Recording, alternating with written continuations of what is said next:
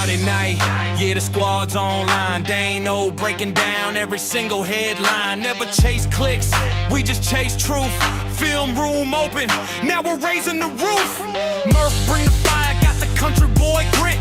Every hot take backed up with the clips. Scott from the mountains, cool under pressure. Drop one sentence, now the whole room measures. Green vortex spin, yeah, the whole screen glowing. Jets fans worldwide, everybody knowing. No fake drama, no manufactured rage. Just football talk, every single page. Yeah. Raise that volume, feel that bass. Green and white all over the place.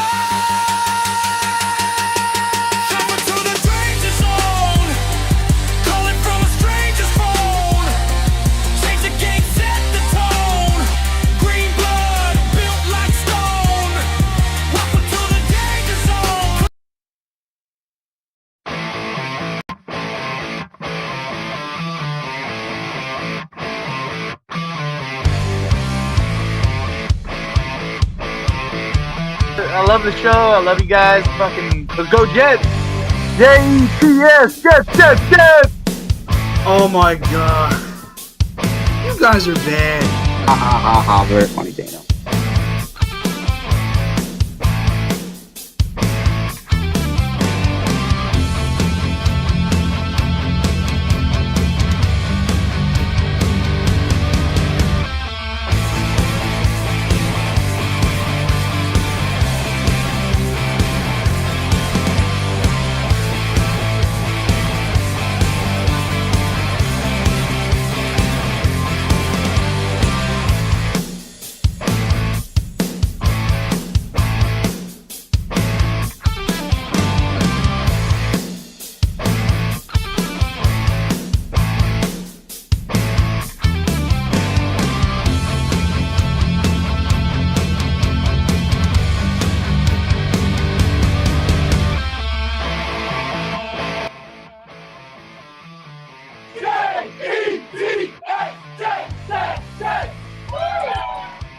We can't all be beautiful.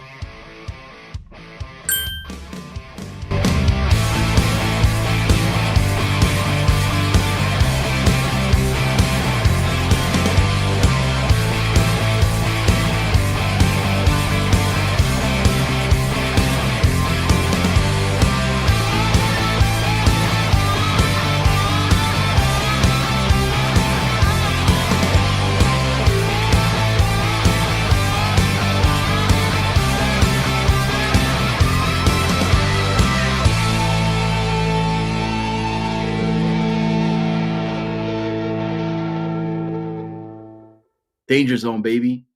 I think he has more thought-provoking questions. I'll be in the danger zone. Oh my god, let's go! Holy mackerel.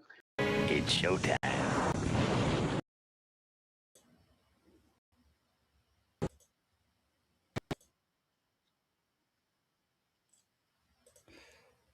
Get off the screen, Beetlejuice. Jeez Louise, man. Like, I swear, dude, I make all kind of 3 and 4 second clips. Every time I make a 3 or 4 second clip, it stalls halfway through. So yeah, I don't know. I got to figure that out, but it's so annoying. Like here's one for you. When you say something crazy, Murph, I'm going to play this. These bad boys. Oh my God. Here's your That solution. played well. Okay, I already know how to fix it, Dane. Okay. Stop making 3 or 4 second clips. There you go. Win. It's the only thing people will watch. Oh well, yeah. In this generation, just slap a TikTok logo on it, and it'll get you some views. Apparently. Anyway, look at that haircut. Welcome, yeah, a little fresh fade going on. Welcome to the Danger Zone, where we got the fade. Well, I do. He don't. He's over there covering up his mop with a Knicks hat. Oh, no mop. No. Gone. Mop. Gone. Man. I said enough. Mop gone. Enough is enough, man. Enough is. I waited to show that to you. I thought Chaos is gonna get mad if I show it to you first, but yeah, dude, I got tired of You know, it was either shave it off or get a yarmulke. You tell Chaos I'm the OG, okay? I get first dibs Well, on the new look, now, on the new Mr. Clean look going on. now on Sundays we can rebrand the show to a couple of nuts. Yeah. Baldy's breakdowns. Oh wait, that's already taken. The bald and the beautiful, or the bald and the bald. Anyways, welcome. You said it, Murph. You did exceptional because I am all over the place right now. I just had another stream. I had to race over here and all this shit. I had a wardrobe change, you know. Anyways, it is Friday, Murph, and you, sir, work as hard, way more hard than I do. But my week was long and arduous. How was yours, sir? It yeah, it was a week. I was running bulk truck, driving the 53-foot trailer around. Actually felt like a truck driver. Um and delivering to the bigger stores, Walmarts and such. And in order for me to do that, I have to be at work at 3 a.m. So my alarms are going off at like 2:05, 2:10, 2:15. That's Pacific time, right? No, that's Eastern Standard Time, the real time zone. I don't know what that fake shit you're doing over there is, but yeah. So I had to be at work very early all week, and I tell you what, I'm a night owl at heart. I really, you guys may not believe it because you see me like the times I'm on this show for 3 hours, and I'm like, by the end of the show, that's only because my work makes me like that. If I didn't have a job, I would be up till 2 a.m. every night, or later. And but I'm a night owl at heart, so getting up at 2 a.m. in the morning, it's just insane for me. It doesn't matter if I went to bed at 7:30 and popped melatonin just to make myself go to sleep, which is exactly what I had to do all week. Doesn't matter. That's too damn early. But either way, it went okay. The week's over with, and now it's Friday. Friday in the Danger Zone, my favorite place to be. And look at this, Dane, by the way. Look at that. Look at that. Yeah. Oh, yeah. I like it. That's nice. That's real nice. Anyway. That is really nice. Yeah. How we are inching closer to football, but before that, Dane, how did your week go, buddy? It went well. I will say, I work two jobs for a family. Okay. Cause they own two businesses. One is construction. The other is storage. So it's like, I am either doing two different things. I am out in the field doing construction, hardcore, very arduous, or I am in the office. Okay. And I've been out in the field consistently for like 3 months straight, getting sunbaked, getting swole. I mean, clearly, you guys can tell I've been out there for months. This week, though, it changed. It's a two-man job out in the field, so I'm not needed. I'm third wheel. So it was kind of nice, man, to be indoors, but it's different. Okay, so I'm still adjusting to that. But yeah, I was able to see some content this week. I was not having to get up at 4 a.m. I was waking up at 8. 8, not bad. So yeah, different for sure. Wasn't expecting it midsummer, but it probably won't last long. But I am soaking it in. But gotta keep going. Gotta keep going because we do have some housekeeping to hit, and I am late with our guests, so we got to rapid fire through some housekeeping, Murph, and then we're just getting right into it, man. First up. End of the month, no more freebie memberships to give by the 5-pack like we do here. So I just, I just gave one of my own. Who got it? It was the one, the only Gator McLimpy. Congrats. That's Irish, right? It's got to be, man. It ends in a vowel. It's got to be, right? Yeah, I think so. Definitely Irish. O'Leary is. Irish. So I would assume McLimpy is. I'm not sure. Usually Don't quote me. O before the name or Mick before the name means Irish or Scottish, maybe. The Mick, yeah. The Mick it gives it away. Congratulations, Mr. McLimpy.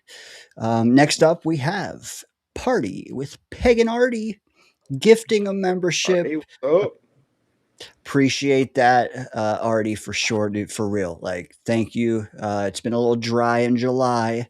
No pun intended, no rhyme intended, but it has good to get some things here in at the end of the month so that YouTube still talks to me. They don't ghost me. So appreciate you. Jersey Jet gets it.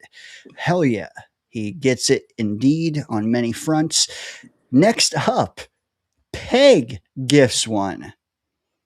Let's fucking go. Peg and Artie. they're yeah. They're not I one mean- upping each other in that household, that's for sure. They're making sure that they're staying on par, and we appreciate for both of you guys. And honestly, some of my favorite chatters as well. Thank you for saying that. Actually sent them out some DZ stuff. They'll be it's in Florida. It's arrived in Florida, so check tomorrow or Monday. Also, I didn't mean to, but I might have upset the power dynamic in that household, Murph. And I regret to say it. I had Artie as a mod the last few weeks, and I didn't have Peg.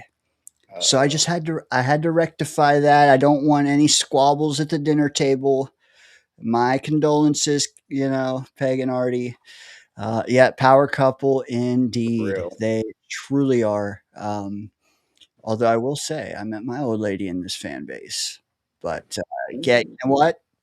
Gotta give it to P&A. They're the all right. Who got pegs? Travis. Welcome, Travis. Welcome, Travis. I thought you said who got pegged, and I was like, whoa, wait. Oh, well, hey, you never know in a danger zone. But all right, Murph. Moving on. Yes. Pause. Yeah, pause. Many pause. It's in the ticker. It's on the thumbnail. You've seen him before, Murph. All of us. We have a guest who hasn't been with us in a while. Hopefully a guest that'll circle back for our annual hot take episode here in about a month. But didn't want that theme of that night to overshadow his visit, if that were his next visit. We got to get him in sooner.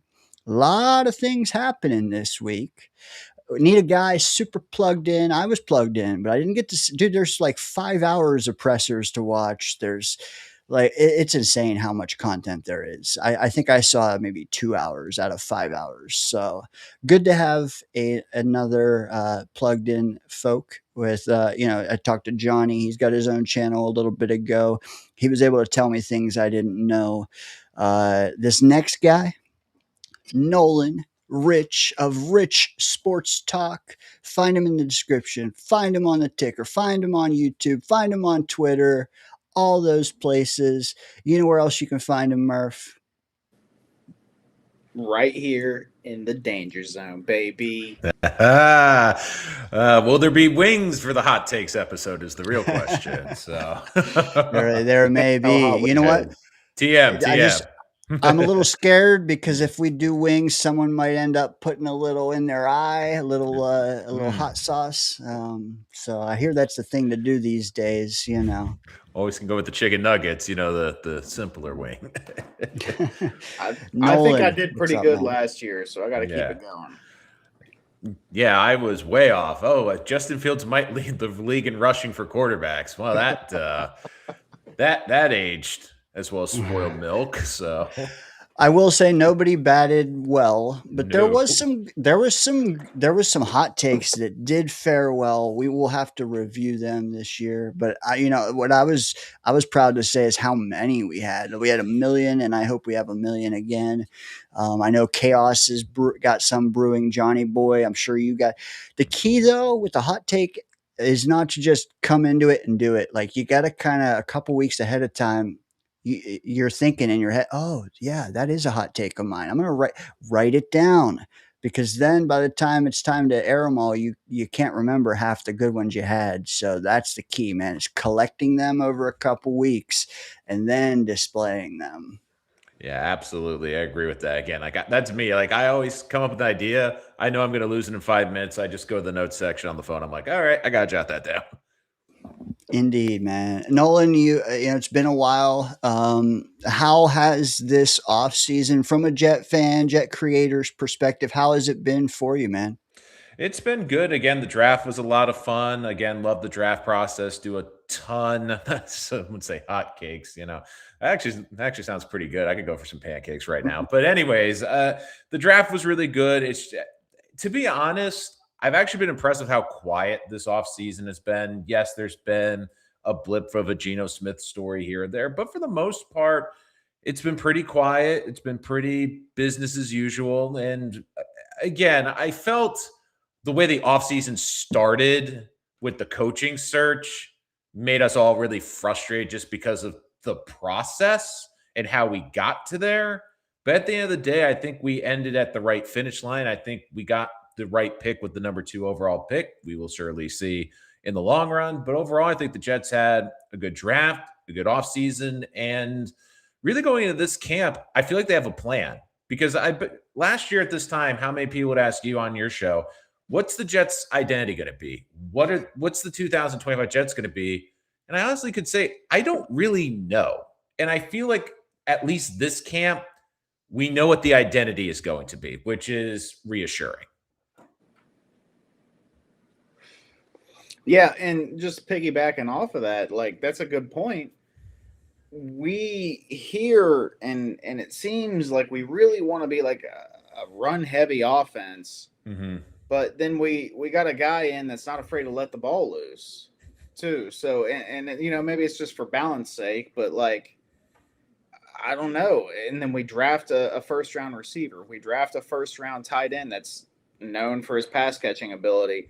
And it's like, wait a second, what are we exactly? And so it is interesting, and I am excited to see how that unfolds this year. I don't know if I don't know if I'm excited for the season because I still have my reservations, but I can see a world where we're having fun this year, at least watching them. Maybe it won't all equate to wins, but I could see us having some fun during the season. Yeah, right. It's nice to, after the December we had, I just beg that the first half of the season just start well, start not even well, start adequate. And it'll set the tone for the whole season. We'll know what we are, before the trade deadline hits. Just be a sound team. You don't have to be a great team. Be an average team, a sound team, man. And all I'm trying to say with this take is like the bar is not high for many of us. Just just hit the mark, man. Just be an adequate football team. And I like the way it's shaping up at Murphh. I don't know how much David Bailey stuff you've seen this week, but enormous praise for him, dude. Even if he hits and the others don't, we could be an adequate team. Nolan, what do you think of the David Bailey stuff? Is it nonsense? Is it bluster? Or is it, the sign of things to come? I think it's a good first step. The big thing is you didn't want him to be quiet because let's be honest, as much as we can talk and criticize the Jets beat, they're pretty honest. And if David Bailey would be struggling, they know that's going to be a headliner, that's going to get clicks. And look, the pads aren't on yet, but the thing I like is he's got 2 good benchmarks. Olu and Armand Membu are 2 quality NFL tackles with upside.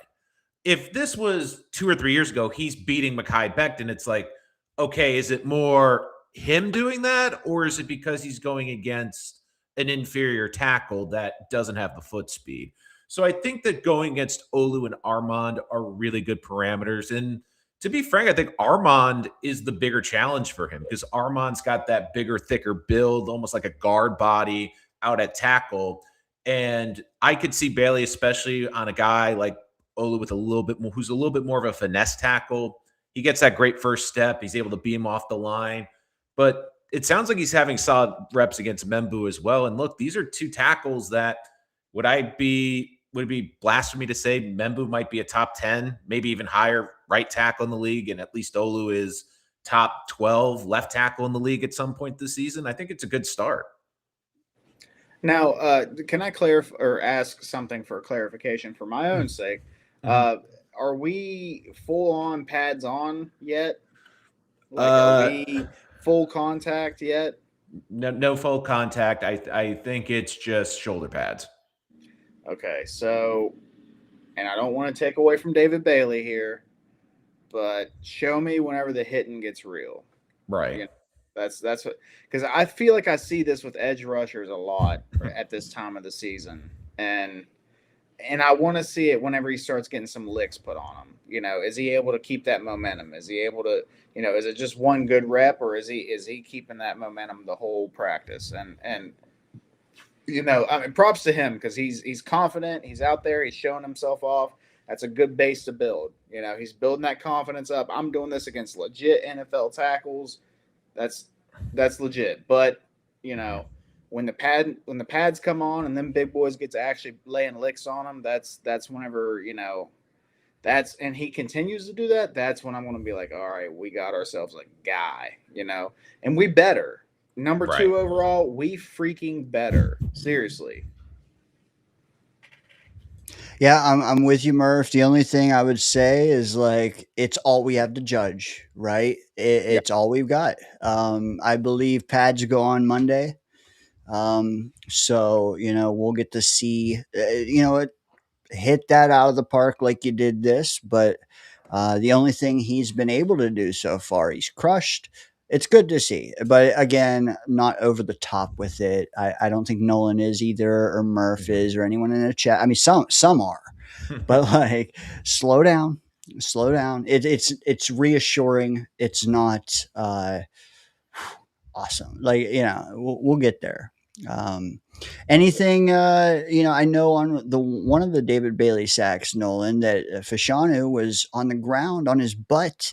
Can you glean anything from that, or is it more of just, hey man, it's just we're in shorts? Again, like I didn't see the play, but it is a good sign that Bailey can win with a bit of power. He's not just a finesse rusher, and we'll see it more throughout camp.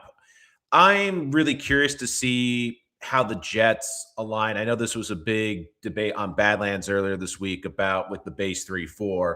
If a team wants to come out heavy with their heavy personnel, like 2 tight end front, fullback, is Bailey and Will McDonald on the field, or is it Nabre and Osai? And I do think with that, with Bailey, I probably would say he gets 60% of the snaps, but if you're out there on the first down and he's not out there, but the Jets make it a 2nd and 8 and 2nd and 9, well, guess what? David Bailey is going to be on the field for the next 2 downs because those are potential passing situations. And look, like it's still early in camp. Again, the pads aren't on, but the big thing is he's not quiet. It hasn't been a quiet camp for Bailey, which to me would have been more concerning. I do have like a question. Maybe you want to give some input on this, Nolan. One of the biggest questions for me this whole going into the season is like, what's our alignments going to look like? Are we playing more 3-4? Are we playing more 4-3?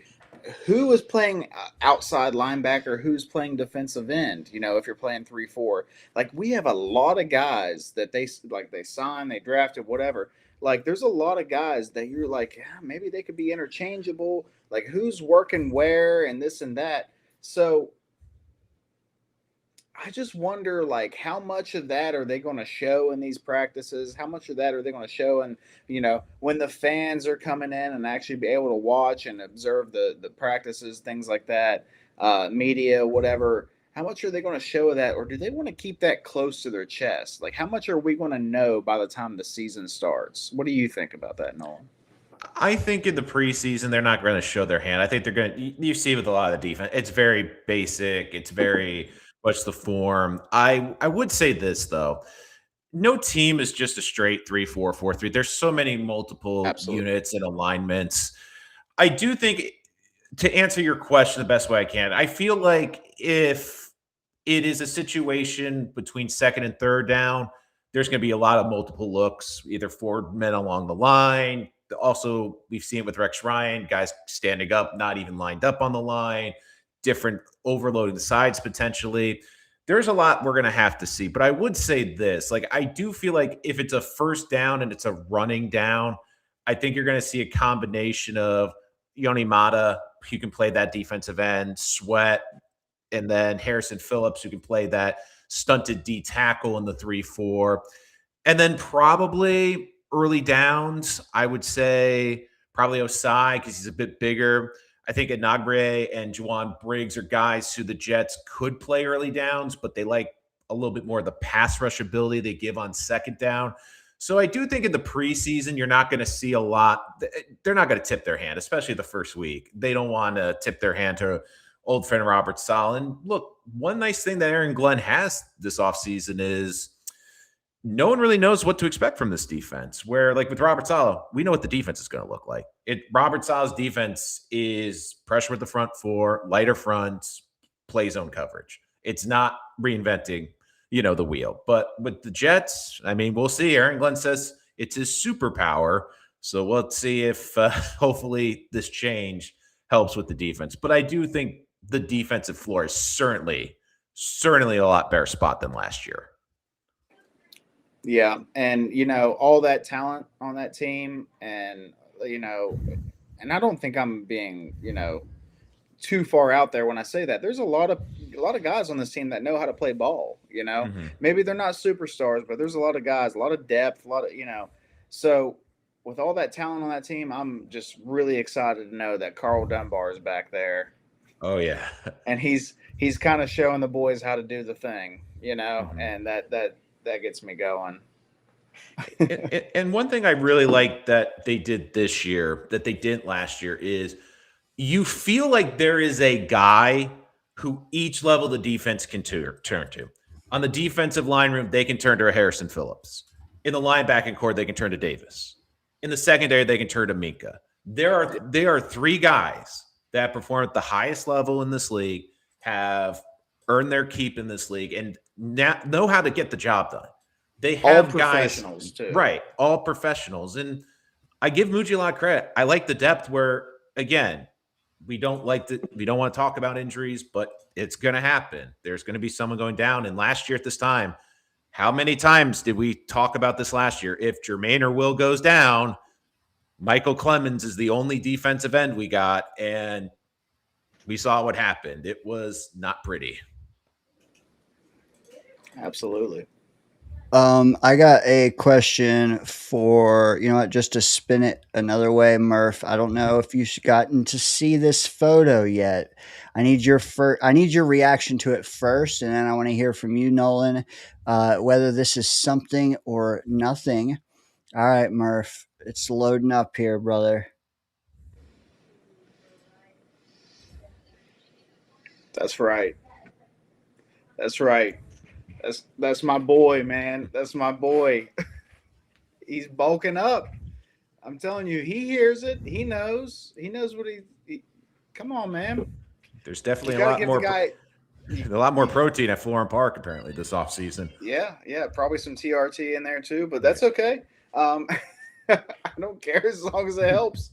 As long as he don't get caught.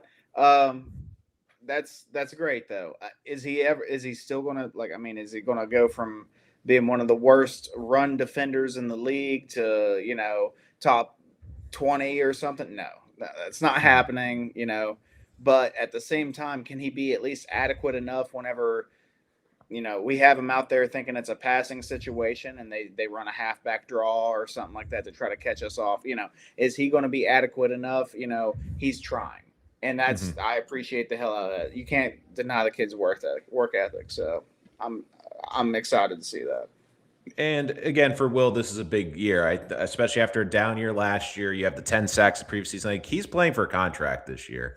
He understands that. He knows that. And look, like I said this with David Bailey. I realistically think 6 to 8, 7 to 9 sacks is still a really good year for David Bailey. you really see that jump year 1 to year 2, because when you're a rookie coming through the process, you're training for the draft, you're training for those tests, you're not really focused on quote honing or developing your craft. You're trying to sell yourself to a team for months. Where going into year 2, you've had the entire offseason, you've had your own program for the offseason, you've probably got a nutritionist or a new nutritionist.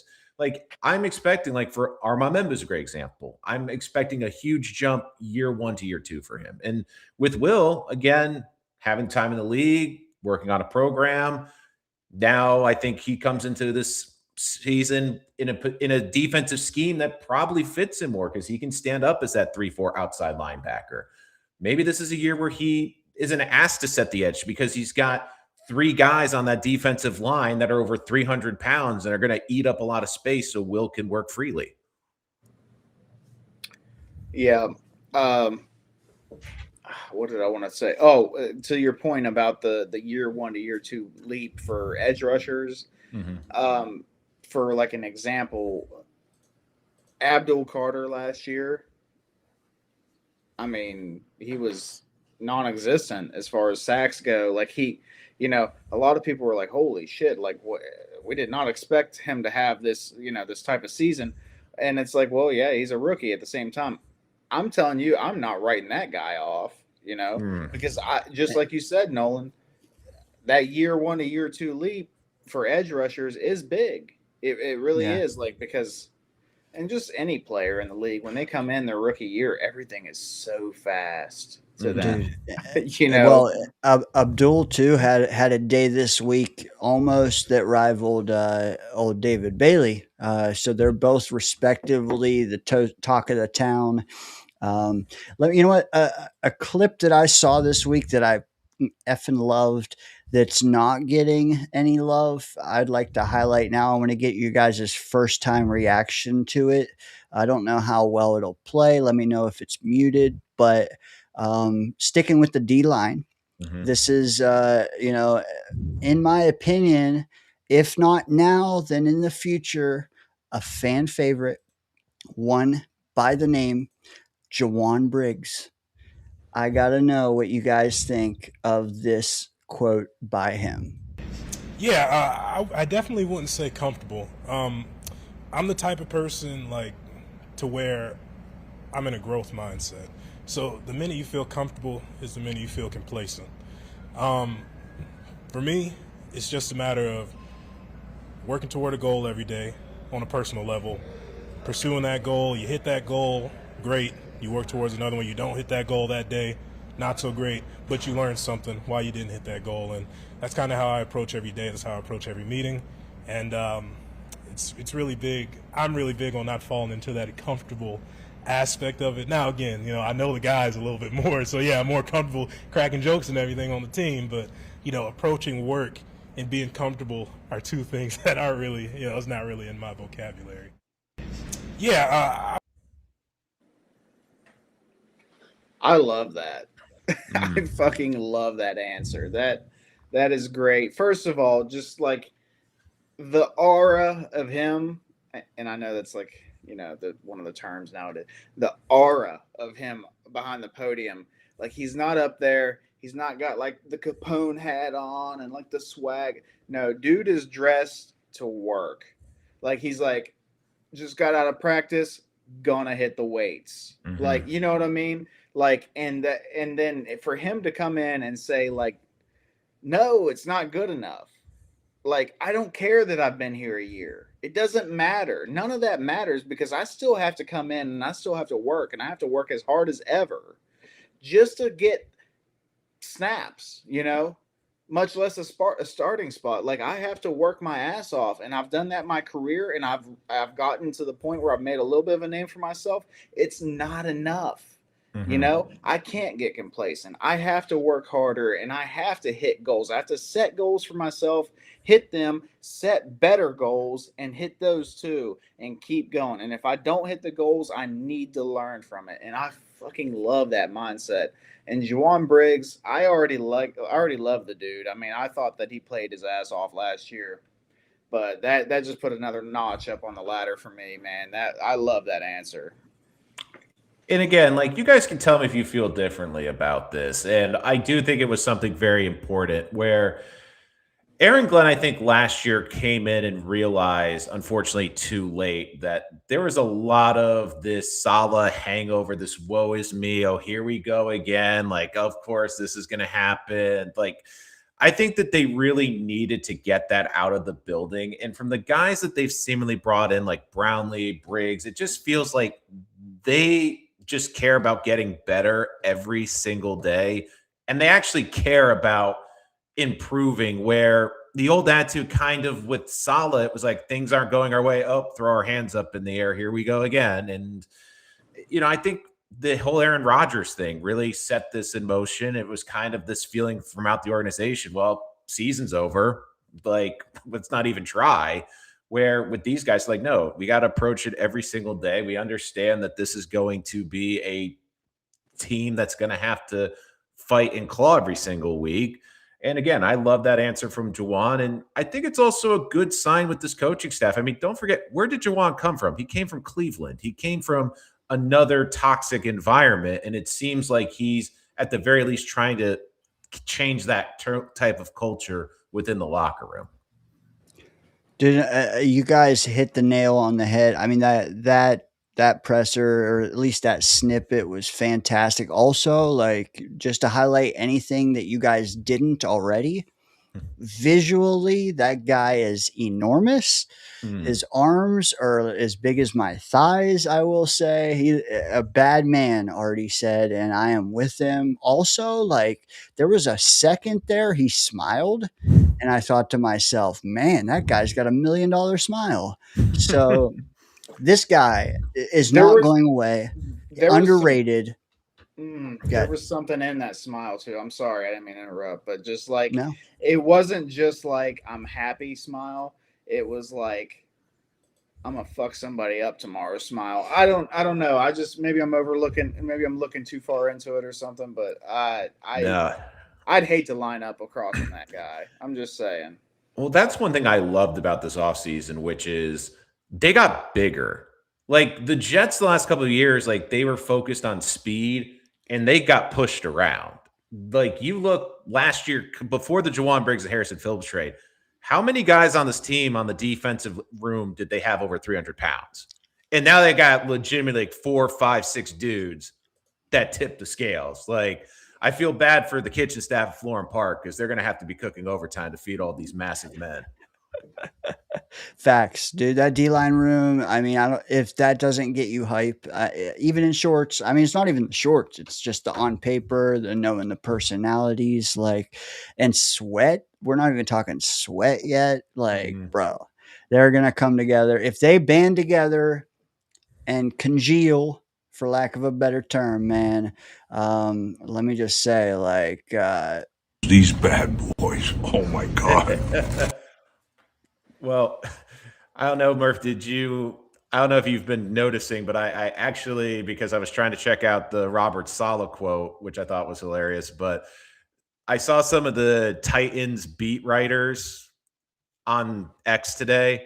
They said that this is the worst looking offensive line that they have had in a decade. So week 1, go to town, boys. Yeah. Absolutely. Like, show Salah what a defensive line should look like. dude, yeah, that's where, honestly, is that the key to the game, guys? Is that the key to week 1?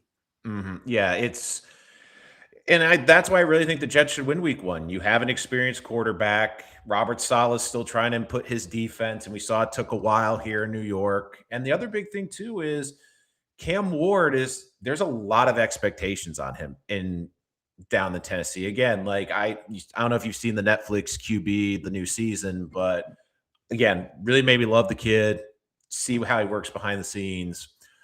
But I just felt like my biggest takeaway from the Titans draft when they took Carnell Tate, not that I thought it was a bad pick, I would have gone offensive line with that first round because, and I don't think Robert Saleh really understood. I think maybe because it was the Jets drafted a bunch of O-linemen and it didn't really work. But I just was like, they have to protect Cam Ward. I thought they had decent enough weapons. The weapons are like they're the cherry on top, but you gotta get the ice cream first, and that's the offensive line. So I do think that's going to be the key matchup is that offensive line. And plus, too, you got a new offensive coordinator. Brian, I mean, both teams have new OCs and DCs, but Brian Dable trying to implement that system with Cam Ward. I mean, this should be a game where Geo Smith should just take over. Jets control the line of scrimmage. The other thing, too, like we'll talk about, too, Jets have a big O-line. We know Robert Saleh likes a smaller defensive line. You don't think lean on Tippmann and Membu and just run power on the right side of the offensive line a couple times a game with Braylon Allen, Breece Hall, just run it down their throats? Like, that would be my great thing if the Jets could run for over 150 yards and just literally ground and pound it down Robert Saleh and the Titans' throat week 1. Love that. The big concern with that, though, there's one guy on that line that worries you, and that's Jeffrey Simmons. And with Saleh, coaching him, maybe you think he takes another step, maybe not. I don't know. But Simmons against Myers is something that worries me a little bit. I'm not crazy about Myers. I think he's okay, but Simmons is better than okay. So it does worry me. But aside from that, I think our offensive line is pretty solid, and I think our defensive line is going to probably dominate that game. I hope. I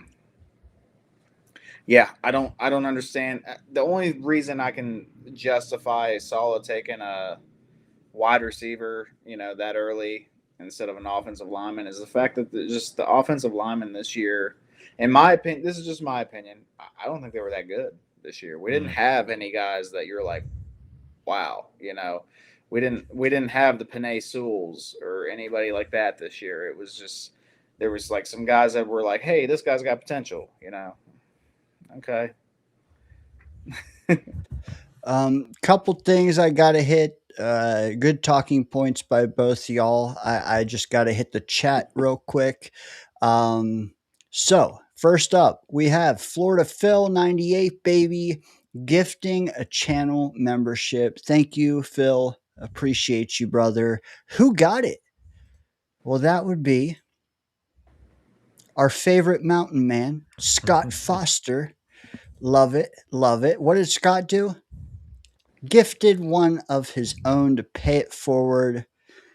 And who got that one? MC Maze, Maisie, however you say that, man. Appreciate you. I've seen him around. Good listener out there. But back to Florida Phil, who gifted the first one, got the ball rolling. He had a question I wanted to throw at you guys. He says, I know you're kind of talking defense right now, but we talked a little Olu too. It plays into this. How good do you guys think Olu is? Now, he didn't say gonna be. How good is he? Nolan, let's start with you. Can you answer this question for Phil? I think he's a really good left tackle.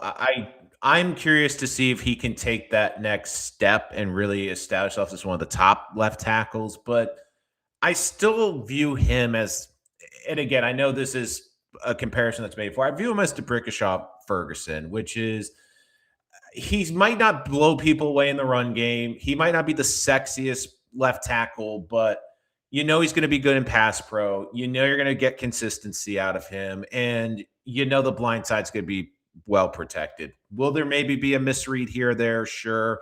Last year was so tough judging this offensive line because the second half of the season, they're down by 3 touchdowns in the second quarter.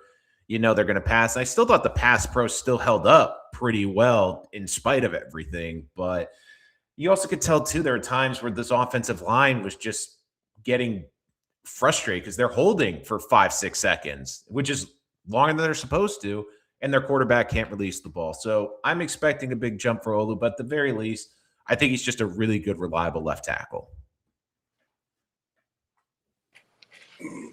I think for Olu, like, and this is like if I'm like rating left tackles, I think this is like where his career is going to stay at. It's going to be between his ceiling at like the 8th best left tackle in the league and his floor at like the 18th, right?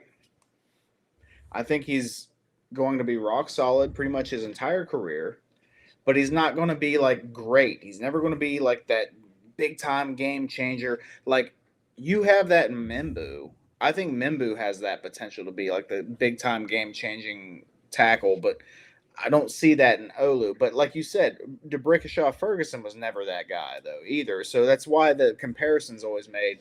So I think Olu, I think he's like this year, maybe he's closer towards the bottom of that ranking. I think maybe he might be like 16th, just middle of the league. You know, like you're not benching him, but like at the same time, you could do better, maybe. You know, if you got lucky and whatever. But I think you get later on in the years, like Olu's going to be closer to that like 10 range. Maybe he even gets up to 8 before that athleticism drop off. You know, around like 32 or something. I just that's where I see Olu's career at. As long as he can stay healthy, I could see him having that type of career, and I'm okay with that. There's nothing wrong with that at all. You don't need to have superstars all across your offensive line. You don't. You just need to have cohesiveness. They have to work together well, and they have to be decent. You know, Right. Right. And I think you see it with the PFF grade. Like he got better at the pass, and like again, I'm not asking him to move people. I do think there's other left tackles. Like I think you don't view Olu as a liability.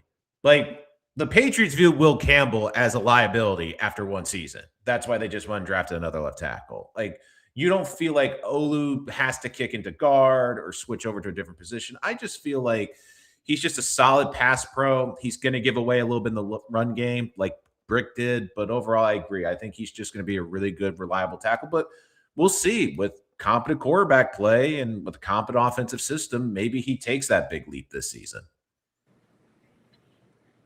Let me ask you guys this, Murph. I know we got to get you out of here in a moment, Nolan. Hopefully, a few moments after, if you got it.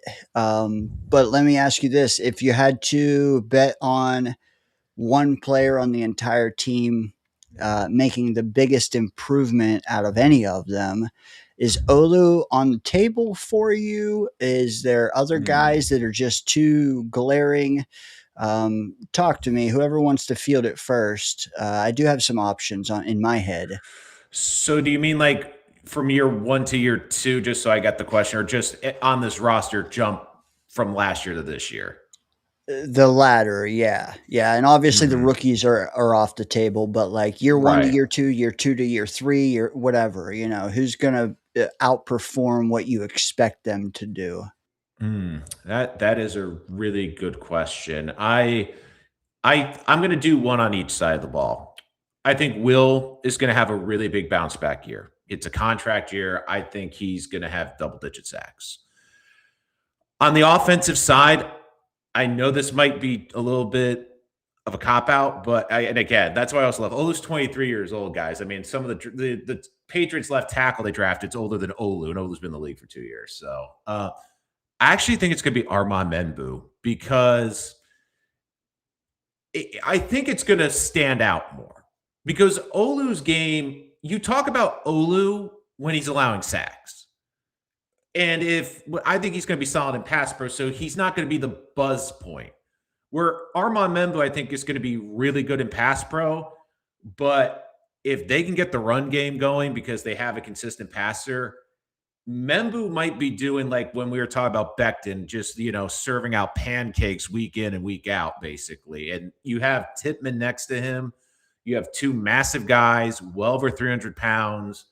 I think that right side of the offensive line is going to be nasty and physical.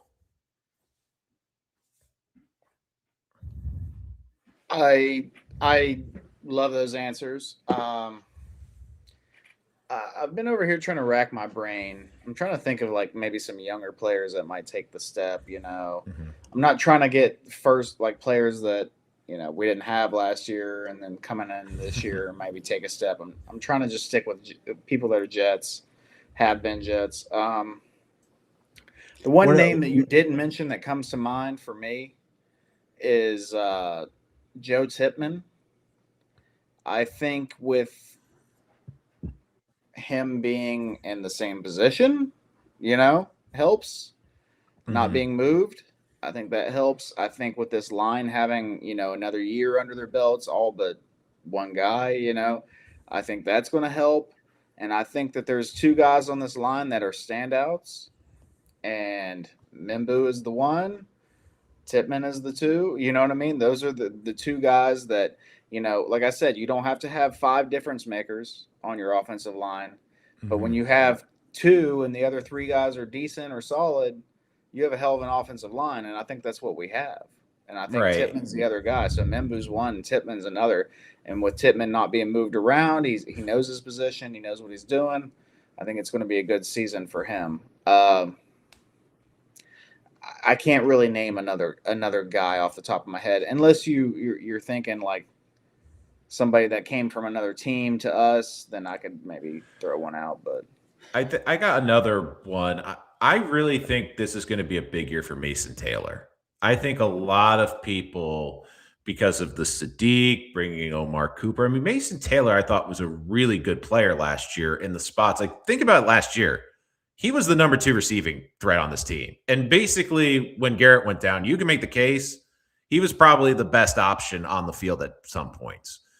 Now, with all the weapons on the outside, a lot of the hype around Sadiq, Mason Taylor, again, I think is going to be this team's starting tight end, because I think Sadiq is going to be more of an X factor where, yeah, he'll line up at tight end, but he's going to line up a lot in the slot.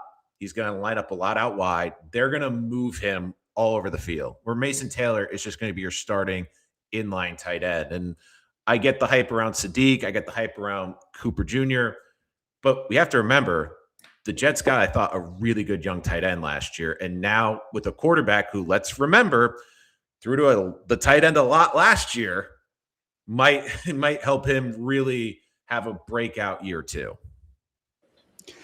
That would have been my answer, Mason Taylor, for sure, on offense. For many of the same reasons, especially his Q score. I feel like his Q score is in the pits. I don't think it will be a year from now. So I'm with you, Nolan. But just to give some contrast to the conversation, I'll pick another one on offense. I think a lot of people out there are going to say A.D. Mitchell. I haven't seen it in the chat yet, but I do think that's a solid choice. Personally, I'm going to go with a guy who was shelved for like the last 3 months of last season, because the bar is so low for this guy. Braylon Allen. I just think that I am skeptical that Brees. I think Brees will be way better. I think he's in for a career year. I just don't buy that he's going to suddenly be able to run up the middle, when I think the middle is our weakness on the O-line, which makes me turn to Braylon Allen. And I don't need him to beat a defensive end to the edge. I don't need him, to catch balls out of the backfield. He has one job from me this year: run up the middle. I think he'll be able to do it with his added weight and hopefully his added awareness that he needs to produce. So that's my vote. And I'm going similar theme on the other side. I'm going to go with guys with low bars. And this might shock some of you. I'm going to say Andre Sisco. Okay. Hear me out. Okay. Hear me out. So many think he won't even make the team. I'm not in that camp. He's making the team. I also think that most people think he is garbage. I don't think he is. The dude did have 7 picks over a 2-year span for a reason. And I think the impact of Minka in that room, along with this scheme instead of the prior scheme, I think he's going to play a lot of meaningful snaps. And I do think that he comes down with some picks, which if he comes down with 2, he might blow away the most improved because of how low most fans are on him today. So not glamorous choices by me, but for most improved, they might have the biggest leap So that's my strategy there. I'm going to call it now. That's one of your hot takes. He gets the first interception of 2026. It might Yeah. be, it might be. I feel like I have to throw one more name out there. I only gave you one, and this isn't a guy that was a Jet last year, but I still feel like it's notable. I think Tavondre Sweat. I think he was solid for the Titans, but I think he's going to be an absolute fucking menace for us this season. I really do. Like, I don't know, 6 sacks and a cajillion run stops, and just absolutely just blowing up the middle of everybody's offensive line, play in, play out. And I think he's going to be a huge contributor to our defense this year, and we're probably going to end up paying him a bag after this year. Murph. I'm just saying. No Mountaineers on your list? Do we even have any Mountaineers? I mean, come Murph. on. Who am I forgetting? Do you have his jersey? Come on, get the fuck out of here. Come on. I mean, his 2025 was pretty cheeks. I mean, yeah, but quarterbacks come to the Jets, and even if they were good, they die off all the times.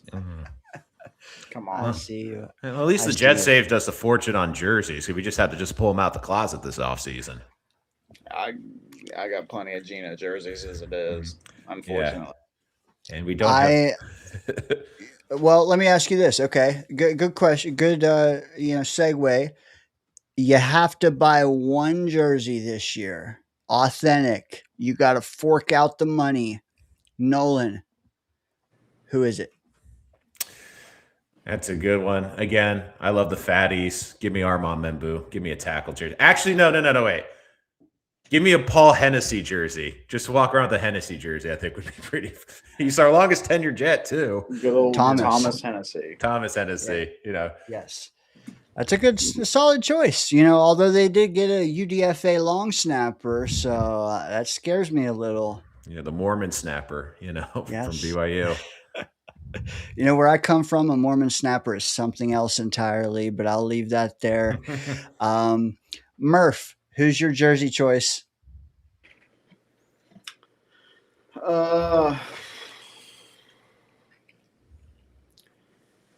Honestly, I mean, Briggs is a consideration. I'm just saying, especially after that interview. I love that guy all of a sudden. I mean, I liked him before, but also another consideration, Minkah Fitzpatrick. I mean, I know, he hasn't played it down for the Jets yet, but I think that's a guy that's going to lead the defense, and he's going to make some plays, and we're going to love him. He may not be an all-star safety this year, but I think we're going to love him back there because let's be honest, our safety play has been booty cheeks for years now since, Marcus May and Jamal Adams. But I think you play it safe and go with the original guy that Nolan mentioned, and you go Armand Membu. That's that's solid. That's solid for me. I don't think this will come as a shock. I'm getting me a Sadiq jersey. Period. End of story. Oh, look, they're asking over YouTube. I like that, Artie. Hey, ask the hard questions through the danger zone, and I promise you it'll go well. But which ones are you getting? The classic white, the green, the white, or the black? That's a good question. I'd go classic white. Does the classic white come with the white helmet? Well, it definitely looks better than the Valero Buffalo Bills jersey and helmet, whatever that thing is. Terrible.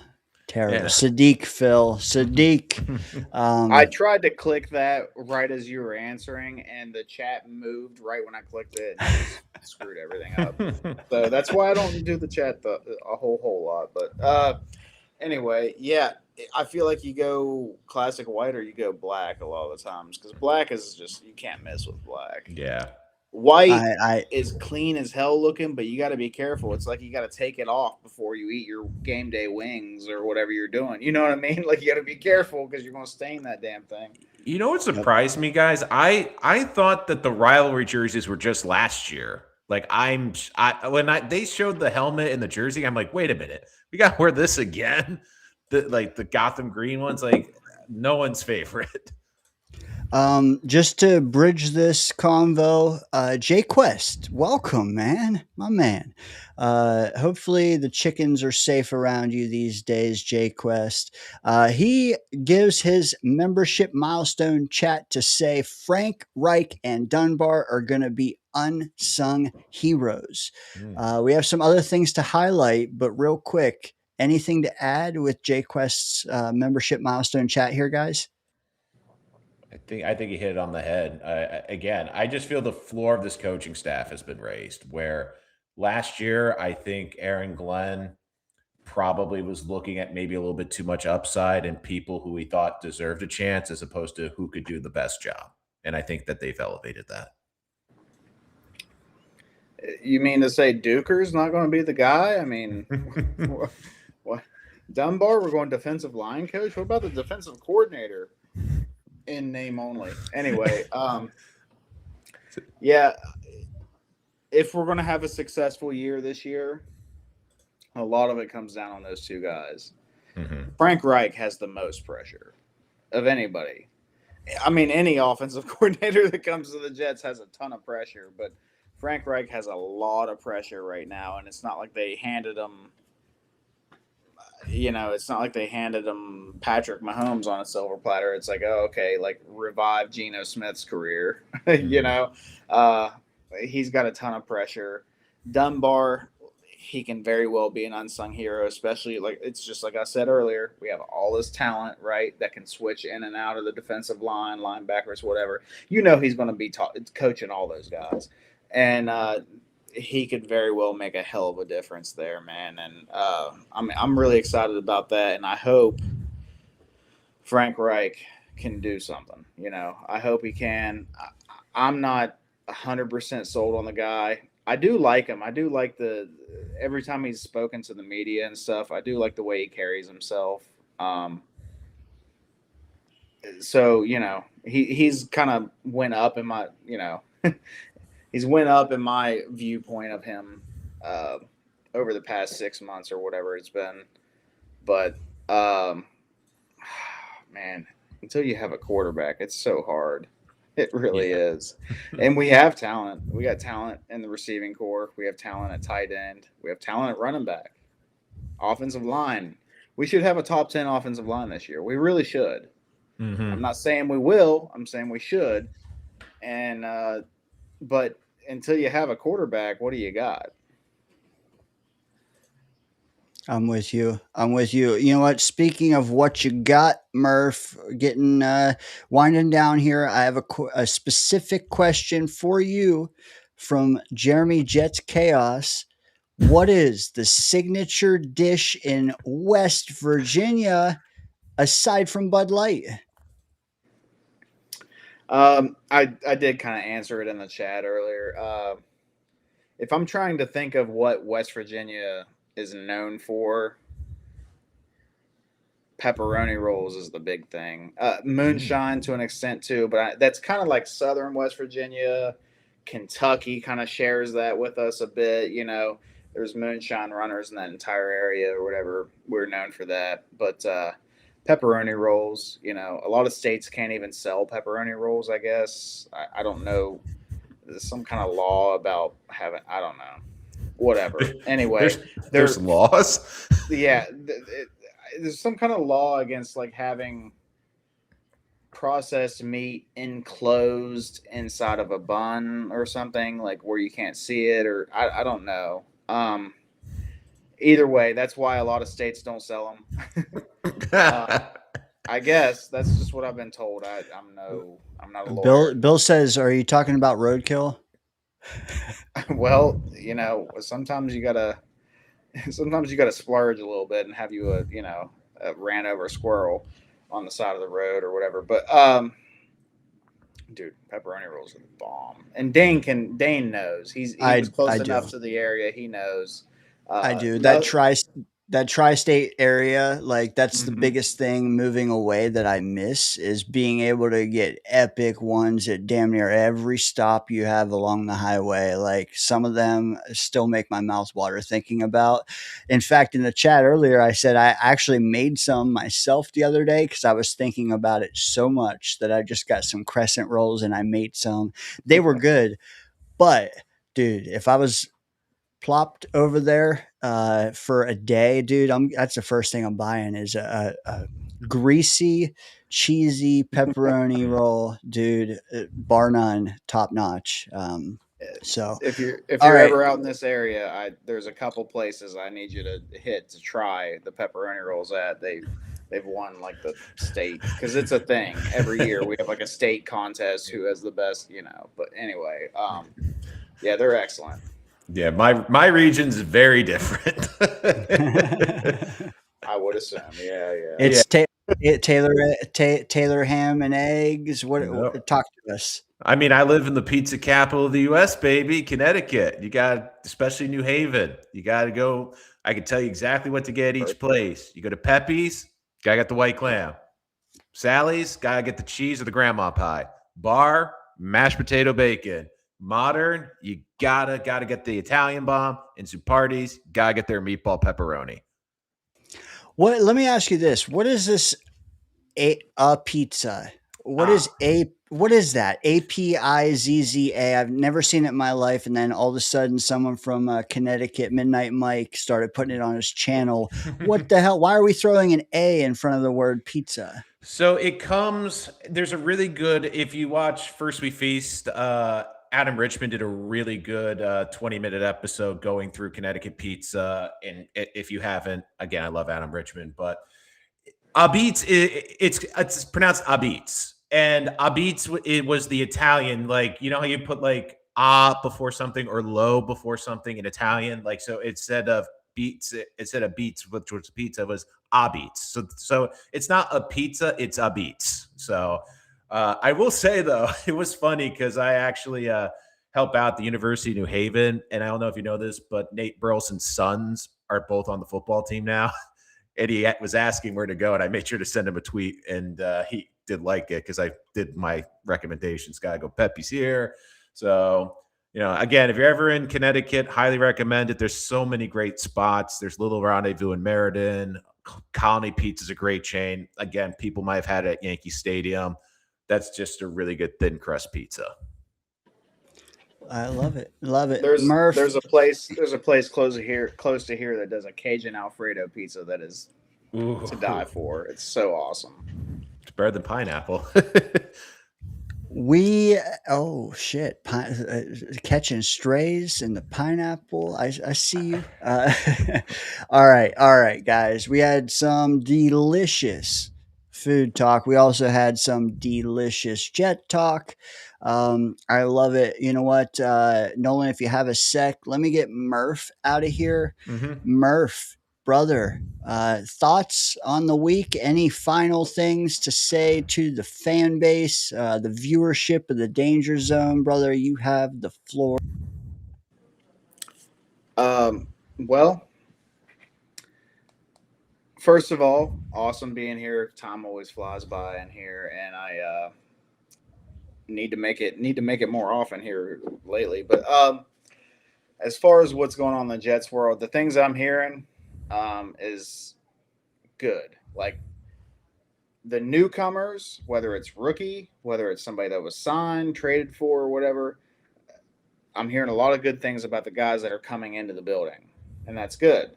You preach, you want to change the culture. That's how you do it. You bring guys in that know what the hell they're doing. You bring guys in that come to work, put in the work, and they make a difference, and they do it day in and day out. So let's just hope they keep this momentum. Let's hope it rubs off on the guys that have been here, and let's hope that we have at least an entertaining season to watch this year. I love it, Murph, man. Dude, anytime you make it on a Friday is just awesome. dude. Not just because it makes my job easier, but because we and I enjoy talking to you, man. So have a good weekend, man. We'll see you possibly next week, brother. See y'all later. Have a good weekend. All right. Peace, brother. All right, Nolan, another fantastic outing by you again. Invited to the hot take episode here in about a month, so prep for that. But until then, can you tell folks where they can find you, etc., etc.? You can find us wherever podcasts are available under the handle Rich Sports Talk on YouTube and, of course, on TikTok and social media using the handle at Rich Sports Talk. And again, Dane, I got to go cook up those hot takes. It's going to be nice and spicy for you in about a month, and I can't wait to share that. Hopefully, we'll be a little bit more right this year. Hopefully, we'll bat above the Mendoza line.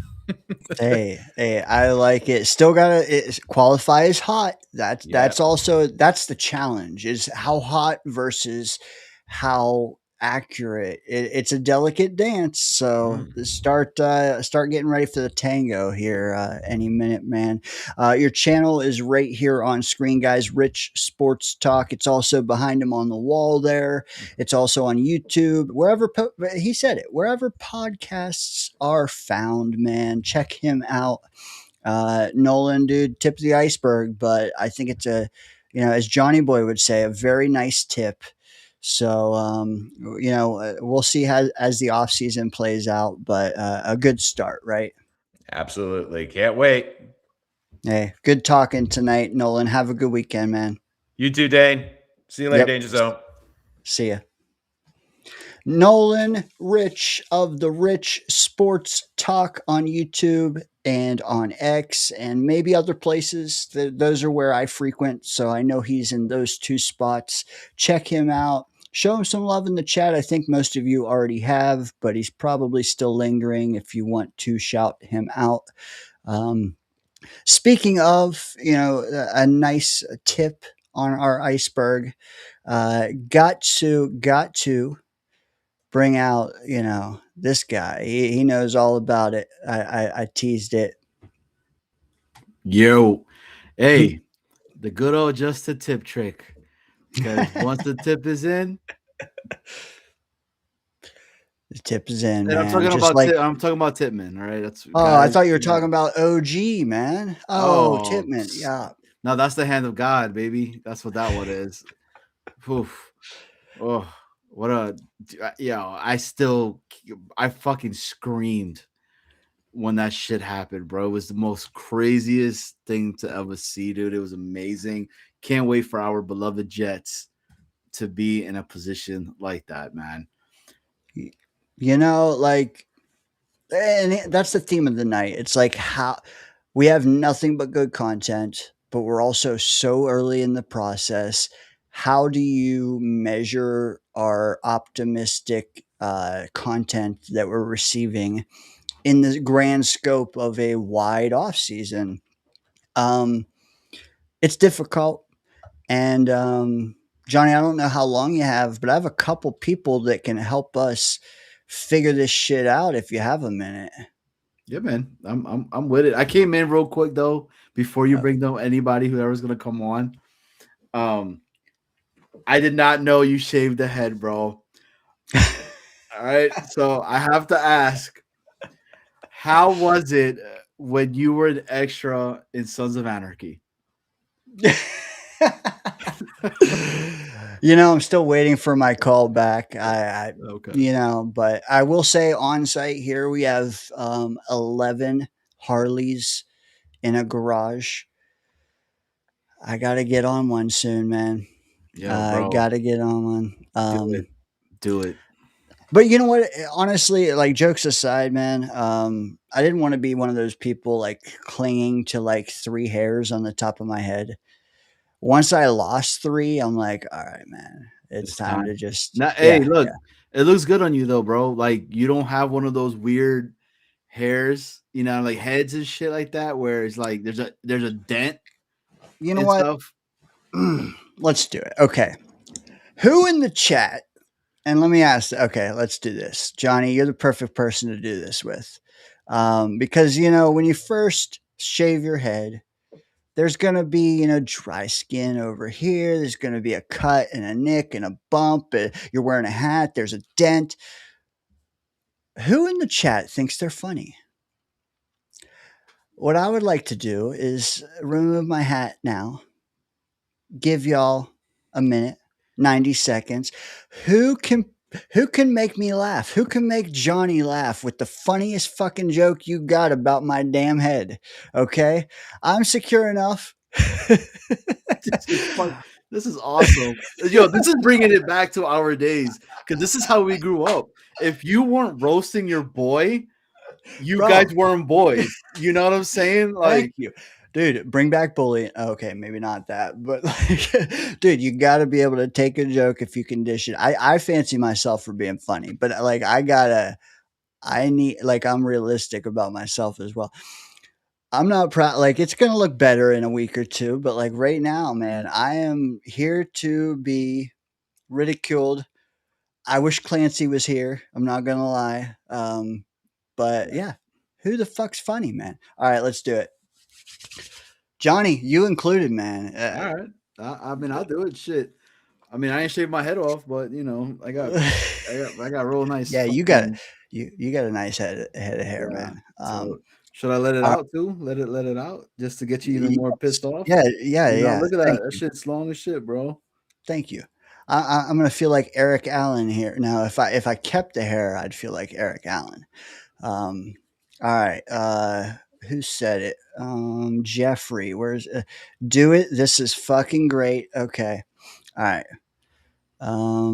Johnny, you might have to monitor the chat. I got you.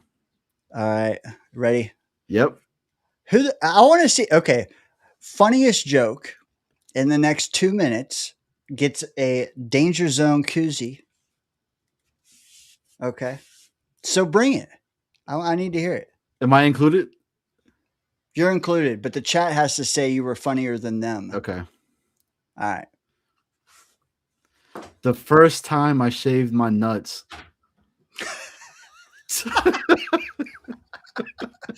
Be like. Exactly. Got some hat head. It looks good, man. It doesn't look bad at all, bro. Once I get it evenly cut. See, I was thinking, man, when I look in the mirror, it's like, man, you look like a dick with ears. All right. Bill M says, I shaved my head twice in the 90s, never again. You've entered the Q-tip zone. The Q-tip zone. I might need to make a new wallpaper for the channel. Come on, guys. Really give it to me. Guys, Pause. give it to him fucking hard, dude. Don't show no mercy. I'm over here talking about him. Reminds me of my balls the first time I shaved it. You know what? Maybe some of these guys got jokes, and don't just be kind to Dano. This is your chance to roast me. Okay? And I will not retaliate. This is your moment to be funny as Right. Paganardi says Bonnie Blue approved.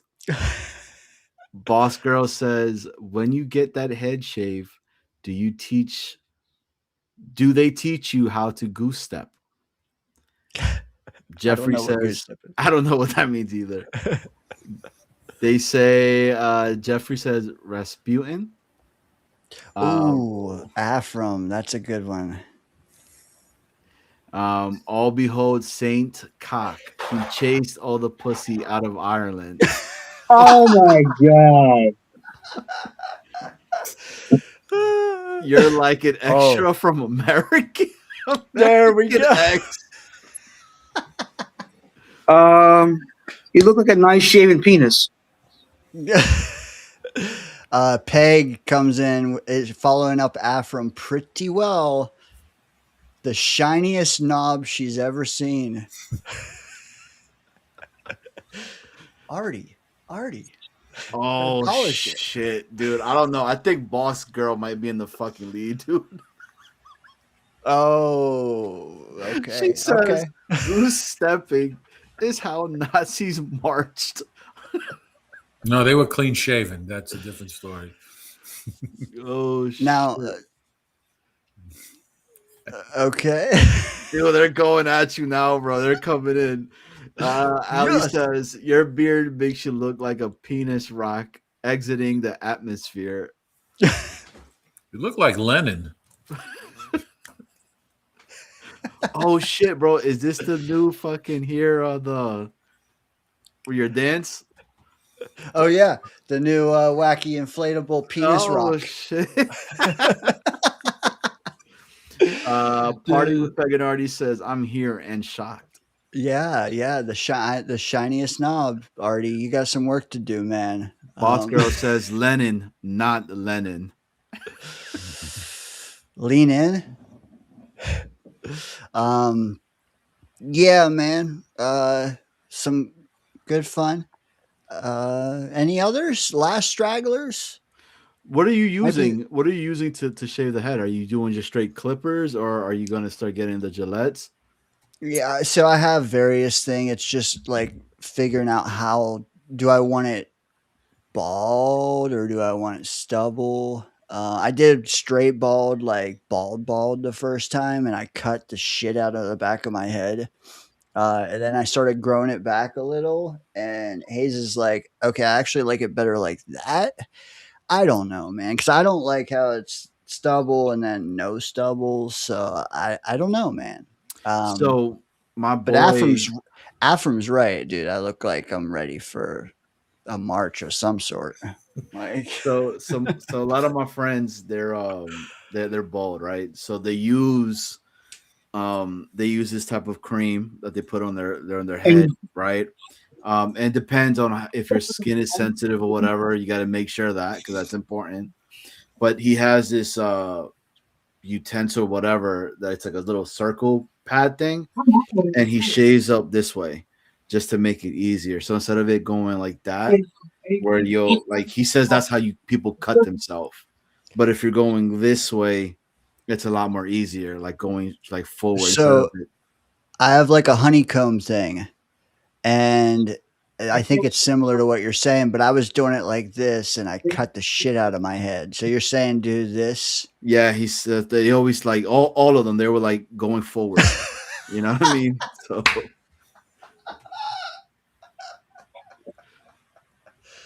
Artie. yeah, they're coming in. All right, get a pit bull shaver. Bill M, I look at DZ and I think 14 in the side pocket. You know, if you flip him upside down, he looks like those things you put on the pencil, the furry characters with the hair standing up. Oh my God! You know what I'm talking about? Yeah. I know exactly what you're talking about. They're all like this, and they just look like this. Yeah, with their hair straight up in the air. The trolls, I think they're called. Yeah. Dano ready for makeup switch. It's fucked up. This is what I want our next rookie QB to look like. Nobody will F with him. Shit. Well done, folks. You may never see it again because I'm so embarrassed. No. Nah, man. You're fine, Dano. You're fine, Dan. You're fine. The main thing for me is just not jump scaring myself when I look in the mirror in the morning and then remembering. You'll get used to it though, man. Enough about me though. What's up, guys? How are you? What's up? Hey, Long time. Spider-Man. I saw it. I heard it was fucking like really good. It was. I saw it with my friend Haley and her husband Eric, and it was, and we loved it, man. We absolutely loved it. I'm not gonna spoil anything.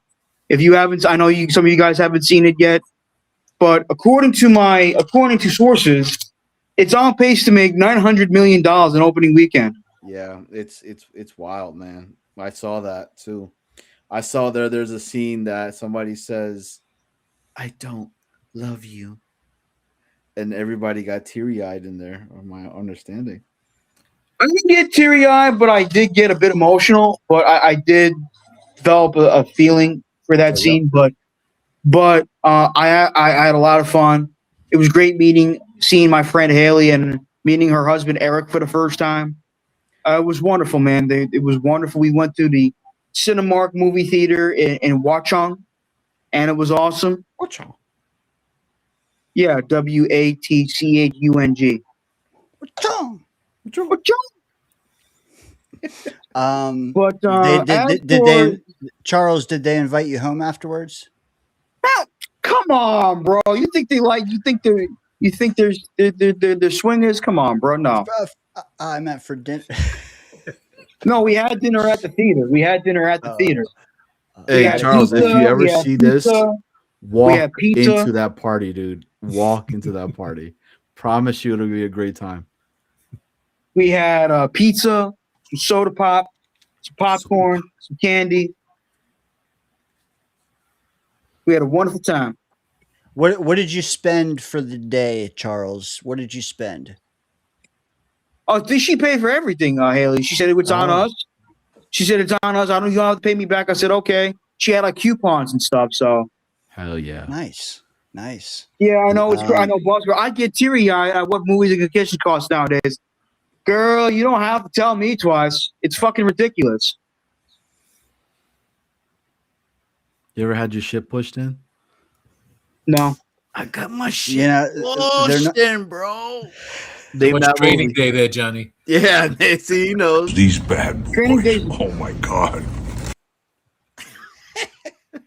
Yo, I was. I had a lot of fun. I had a great day today, honestly, and I had a great day today. I had a lot of fun today. Most importantly, is it a movie good enough to see twice in the theater? I'm gonna send you the photo.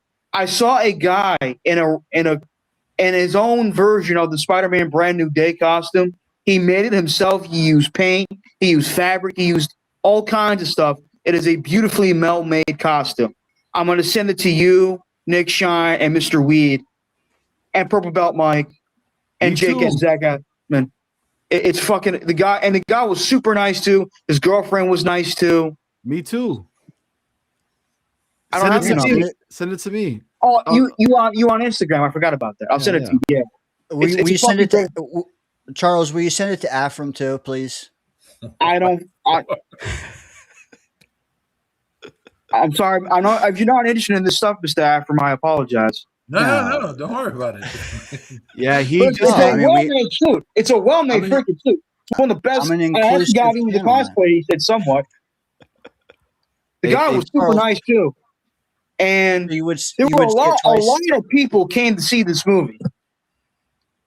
Like people don't realize it, and I should have showed this to Johnny Boy. I got this from an interesting article on Instagram that Spider-Man is the highest grossing solo superhero property of all time. It is currently at $28 billion. That is more than Superman and Batman combined. That is just nuts. That's crazy. It's nuts. Okay. It's nuts. He's one last Spider-Man question. Let's segue to some Jets talk. Charles, with a 2-word answer, who is the best Spider-Man portrayed on screen?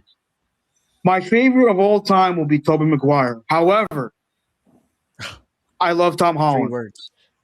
I love Tom Holland. I think I will say this to everyone here. It's not a spoiler. In Brand New Day, he delivered so far his best performance as Spider-Man.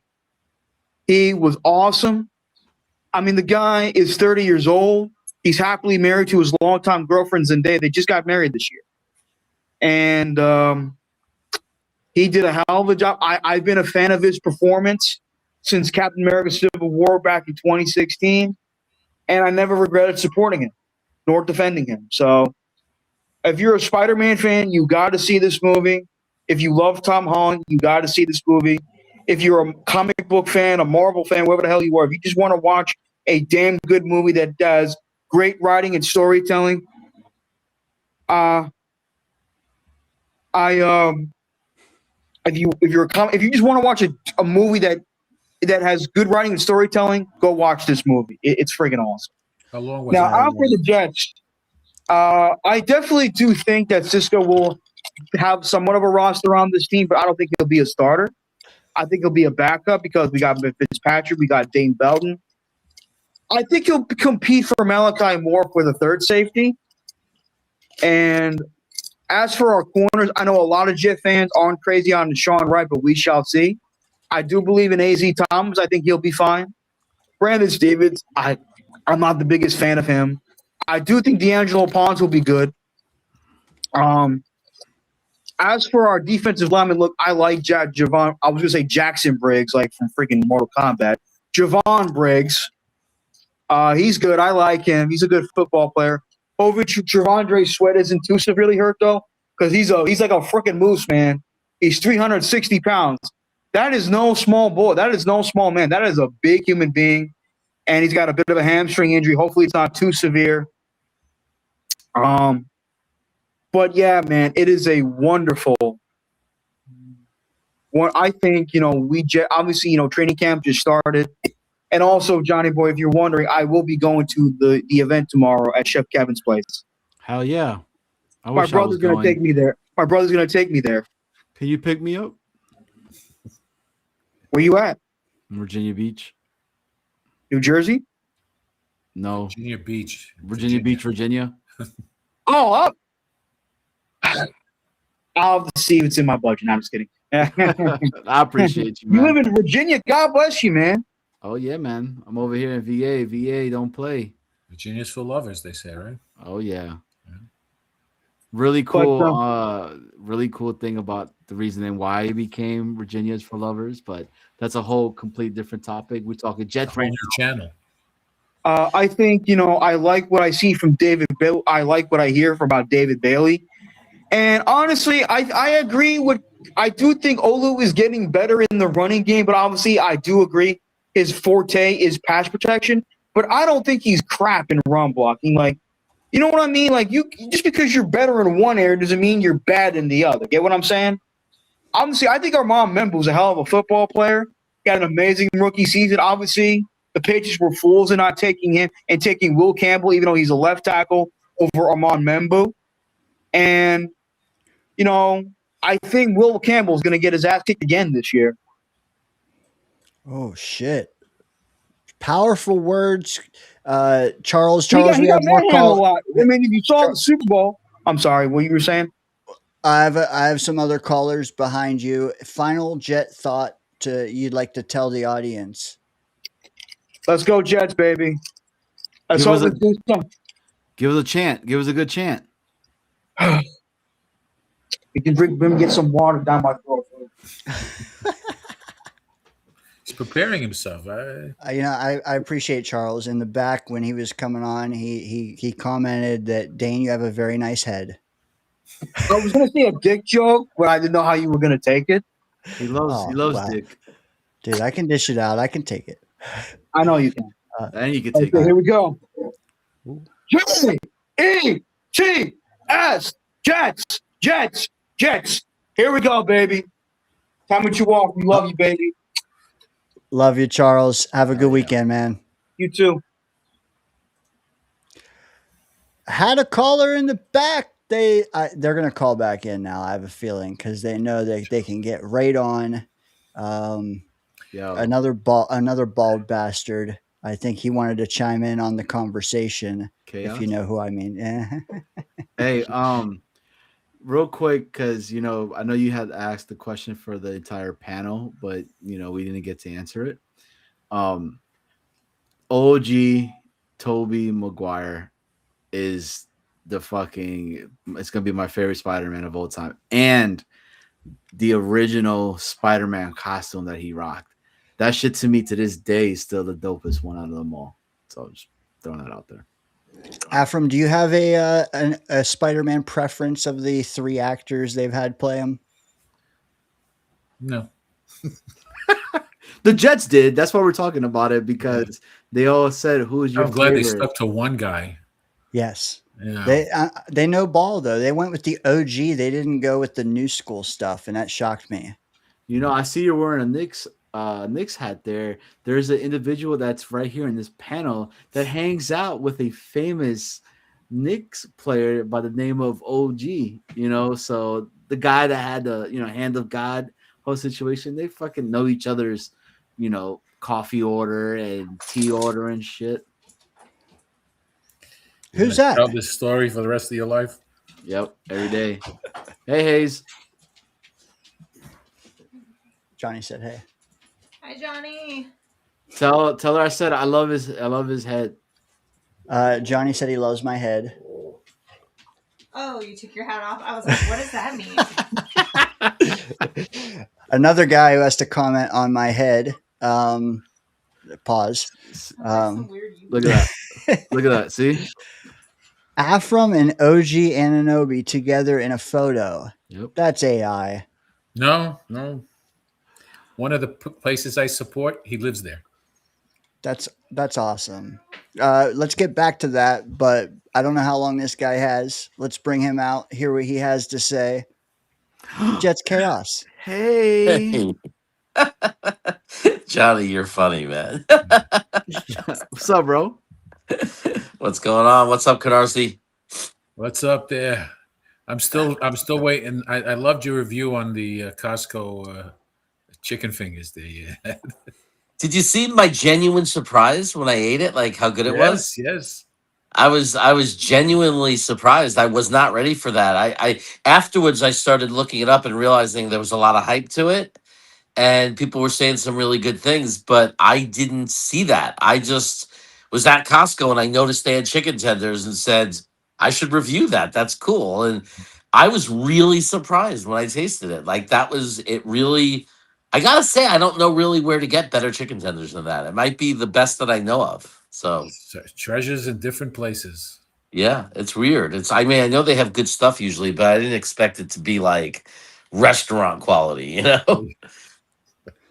Chaos has a food channel, says Bill. Brooklyn Brothers Food Review. Please check that out, Bill.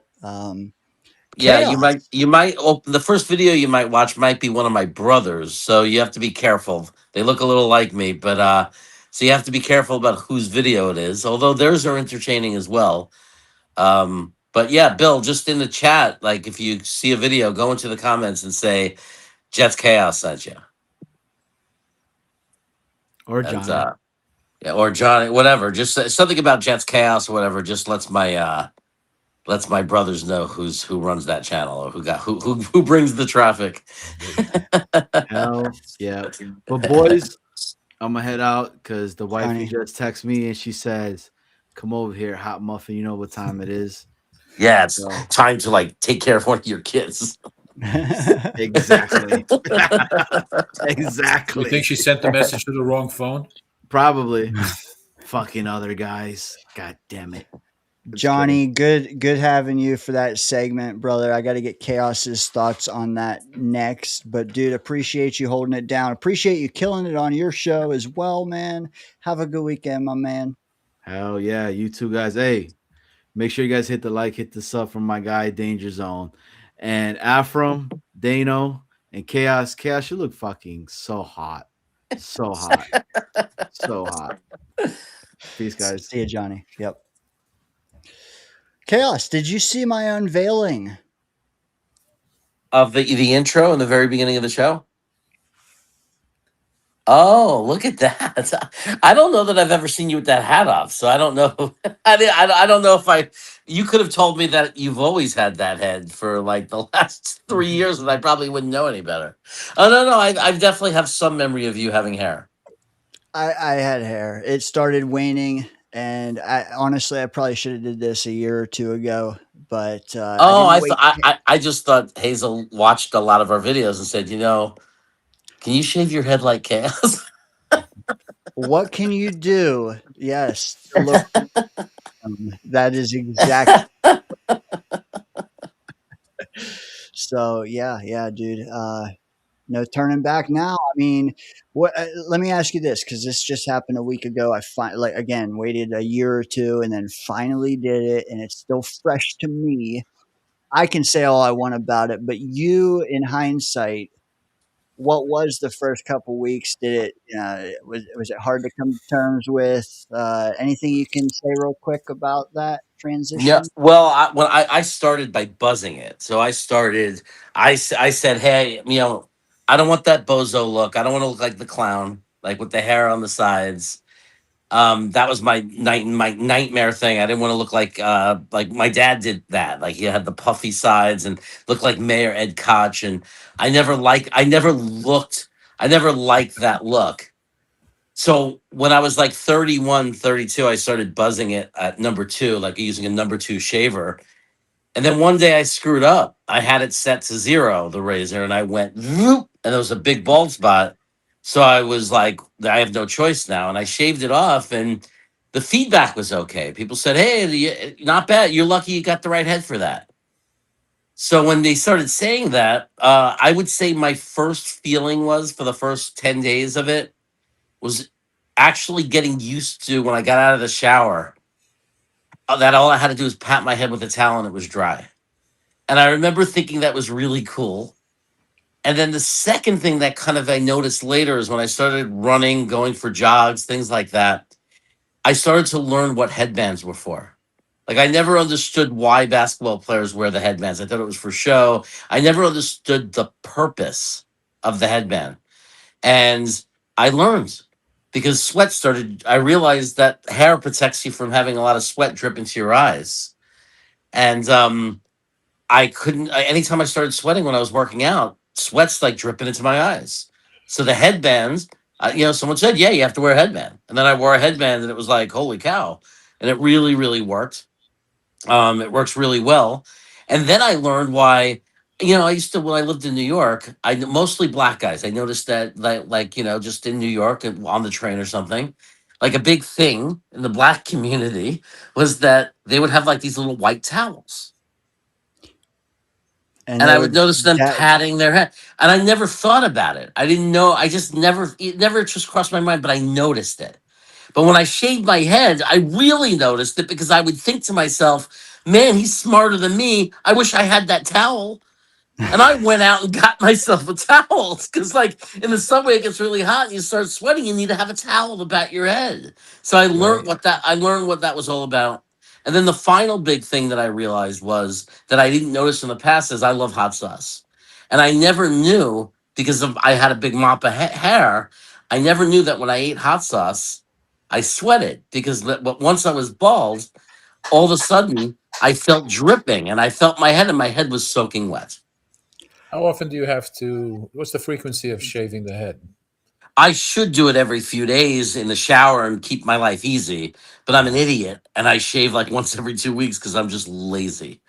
Does it itch when it starts to come out again? No. My face does. Like when I shave and That's what I'm when my saying. face, when my under here, because the beard that I've left doesn't itch unless it starts growing into my lip, so I have to trim it and use a little scissor. But as long as I keep the bottom under my chin shaved and my neck, that's where I get itching. So like right now it's itching because I let it go 2 weeks. But once I shave it's fine. The beard part that I have doesn't itch, and my head has never itched because of hair growing in. Yeah, my hair is fine. Yeah. Bill wants to know: did you ever rock a do-rag? I never did. I never did, but I would try it. I used to think like, to me, do-rag like a do-rag was like a sign of kind of like toughness, machoism a little bit. And I never felt comfortable with that because I'm not. So like I would never want to portray that I'm acting tough, But I think they look cool, and I think some girls like them. I don't know how my wife would feel about it, but I know that there are chicks that dig the do-rag. Dude, let me just say, and I'm sure Afram, this is really riveting content for you, but but I will say, the very first thing I noticed, man, because I work outside most of the time, the first thing I noticed is, oh my God, it's colder here in the mornings than I realized. So the very first thing I did was ordered like 3 new beanies. But I noticed, Chaos, is it you being in California, or like, do you just not wear hats that you never really wear beanies or anything like that? You don't get cold or Well, I wear in New York in winter. I wear hats, or even when I was working in the schools here in Sacramento in the winter when it was cold in the morning, I wear hats. But the reason you notice you don't see me like that is, I think it's a sensory thing. I'm like, I got all kinds of neurodiversity stuff. I'm ADHD. I got diversity, all kinds of things. Very sensitive. Like for some reason, I never liked hats. I'm always taking it off and rubbing my head, and like it makes me feel hot, and I just never liked them. I mean, I have no problem with the way they look, but I just, and I'll wear them sometimes, like because like I'll just wear them because I want to show off a hat. Like the hat I wore the most was Dom C bought me a hat about 3 years ago. He bought me a New York Jets draft hat, like the hat they were selling for the draft. So I wore it, like especially at the Senior Bowl, because I felt like he got me a hat, I gotta wear it. So, but what ends up happening to my hats is I wear it a few times, and eventually my wife steals them.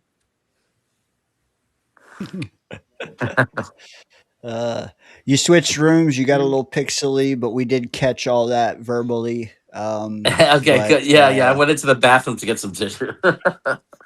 You're okay, man. Do you have a Jet take before we let you go? Maybe. I mean, we'll talk more on Sunday, but like this Bailey stuff or Will McDonald's beef up or anything you want to add before you? I'm not gonna get over it,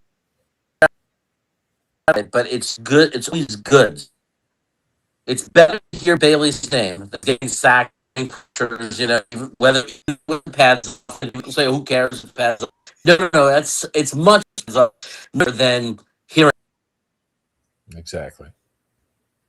Am I back? I'm with you. You're back. Yeah. Am I back? Yeah, Okay. you're caught So, up. Yes. I was gonna say, like with Bailey, it's much better to hear something than nothing. So obviously, we're only 2 practices in, but hearing that he's doing something and getting pressures and sacks is good. Olu saying that he's a pain in the ass, or remember whoever said it, that's or Titman said it. That's great news. Like that's what you want to hear when you draft somebody second overall. You want to hear the other players starting to get a lot of respect for him, and the fact that none of the media are criticizing him and saying anything negative is a good sign, because they would love that story. What I was actually calling in to say is, and I don't want to act like I'm overhyping it, like I'm not going too crazy or establishing him a future star or anything, but I am getting excited about Cade Klubnik more and more. Like I'm starting to think, not that even that he'll be a starter. I'm not like there yet or proclaiming that we got our starter. I'm just saying I am more and more interested in watching this kid play, and I'm getting a little excited. And I'm at the point where I'm having to contain myself. Like I'm controlling myself and saying, okay, Jeremy, it's just a couple of practices, calm down. Don't start jumping the gun. Like you felt this way. Keep it cool. Don't go too crazy. But I'm at that point where I'm starting to have to calm myself down and make sure I don't get like washed away by the hype, But I got to tell you, at this point, I'm getting really excited to see this kid play in preseason. Yeah. I mean, Avram, you're a big Klubnik guy. Can you relate to? Oh yeah. To Because I know in the back of his mind is if he works out, we can use those 3 number 1 picks for other things to make this team even more better. Yeah, I can't stand it when people say even if he's really good, you have to still take a quarterback. It's like, no, you don't. If he only plays 3 games and he looks okay, yes, you have to take a quarterback. If he comes in week 7 and blows the league away and has one of those dream rookie years that we've seen other rookies have, where he's clearly the guy, then no, you absolutely don't have to take a quarterback. You use those 3. And Afram, I know you're on board with this. Depending on where those picks are and what's offered, right? Like I don't think we would use all 3 exactly where they are. I think that's ammunition. It's like if they're high picks, I think one of them you could trade back in such a strong draft, especially if the person they want is in. right there, and they know they can grab that most likely a quarterback. They're going to pay that. They're going to pay through the nose for it. Right. Like if we end up with some super high pick from ourselves or for the Colts or anything like that, or if it's a great quarterback year, And we've seen the Bills trade up to 7 to get Josh Allen. What if our top pick is number 7 or 8, and somebody trades up from number 20 down to get him? We take one of the 3 picks, move it back to 20, and what did we just do? We probably got a 2nd-round pick this year. That we traded the pick, a 2nd round, and a 1st round next year. Yeah. And and now you keep that right. Now you're getting multiple 1st round picks every year. Right? That's It's like the dream. That's the that's dream. the dream. That's the dream. This is the dream. This is the dream. Yeah. I would love for this regime to pay it forward, because you don't want to just splash everything and have a bad scouting season and all them picks are just bums, or like, you know what I mean? Like, just spread it out, keep it going. And it starts with having a decent year this year, because then maybe you don't need to fully, just that's the dream, just stagger it. It's like, and it's 2 amazing things. It's the first is, and we're all Jet fans. We've all, no matter how long you've been a Jet fan, the first amazing thing is just finding a quarterback, like having a quarterback, a young quarterback that looks like he's a franchise quarterback. Like if that happened, we're happy just from that. But then that extra piece of, now we don't have to use up a draft pick, or we don't have to worry we're going to take 2 of the number 1s and trade them both for 1 better pick so we can get the quarterback we want. Like having to rule all of that out and just have the 3 picks in one of the strongest drafts of the decade. Like, holy cow. Like, I mean, it's epic. It's like I will really start to believe if he's the guy, and then we get to use those 3 picks. I'm going to start thinking this is really going to be the run for us. This is where it could finally happen. Because now I can get my center, I can get my left guard, and I can complete that line and make it really solid. Just like Dallas did in the early with what's his name? When who was the quarterback? When Johnson won those championships. Troy Aikman. Aikman, yeah. He had that front line that was like no tomorrow. No one touched it. Right. That's why. And you don't even have to use one of the top 3 for the center. You could use your 2nd round pick and get. You could use your 2nd round pick and get one of the best centers in the draft. Right? Maybe the best. So you get the draft in the 2nd round. You get that. Like you said, the guard, you could take it with one of the 3 1st round picks if you want. We have to see this kid Arnaz from Miami. We got to see what he is. Exactly. See, maybe he could be. We got to look at him, because, and I'm not overhyping him. I'm just saying we got to look at him, right? We got to know what that kid is. Exactly. And even the kid brought in from the Raiders. What if the kid that brought in from the Raiders has a great, and now that he's playing with real people around him, so because he's young, he's not old, so we don't know. He might be okay. And then, what I'm excited about, and like what you're saying, is like with those 3 picks, the options are limitless. Maybe we get our stud safety, like a young safety that's going to be around for years. Or maybe we get, obviously we're going to need a linebacker. At some you're breaking up. Yeah. You want to be able to get game changers in this team. Yeah. You and I like it. All of a sudden make that play when you need it. That's what you want. Game changers. And I like it when you don't have to name position. Like if we're, like, say we have a high pick, and it's like we need a linebacker, that stud linebacker, and we need a safety, that stud safety for the future. You don't have to have it decided. You could take the best player. Like, who's the best? Compare the linebacker playmaker. Get the star. If the star is the safety, you don't sit there and say, well, the linebacker's the bigger need. No, get a star. Get the star. If you believe that guy's the star. We want to be in that position. Yeah, that's the thing. We want to be in that position to do so. Yeah. It's going to be an interesting year. Yeah, I really hope hope hear that more about who the next head coach is going to be. This is all we hear. Should we get? Let's see what happens this year before we start talking about head coaches. There's no reason to even think about. Yeah, there's no reason to be thinking that way. He's the head coach this year. As fans, we're rooting for our team to have as much success as possible. And guess what? If we get our wish, he's going to stay our coach. If we're all disappointed and terrible year, and then we'll work with the new coaches. Exactly. Yeah. So they're asking about Bill AZ has a Thomas. final question. Yeah. Go ahead. I hope so. Does he step up? I believe in AZ Thomas. You know, Yeah. last year didn't determine at all. I'm not disappointed. It's always better when they right away break out as a star in their rookie year. But that doesn't mean he's not. When you talk about cornerback, just the nature of the position of cornerback, and that he was playing with such a dysfunctional defense around him and was in such a dysfunctional situation, I thought there were moments where he looked like a solid cornerback, very solid, where he doesn't get the attention. His name's not called, and that's what solid means. Literally, his name wasn't being called because he was doing his job and he was covering very well. Like, especially because he was being used press man, and he was doing really well. And there were times where he made rookie mistakes that his worst mistakes, he broke down his film and looked at like the 3 worst things he did last year.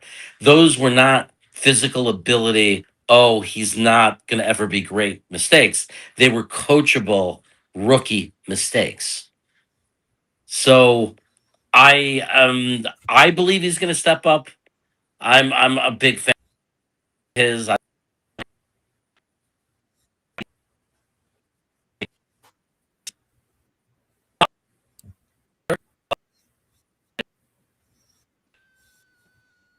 Chaos. Blender.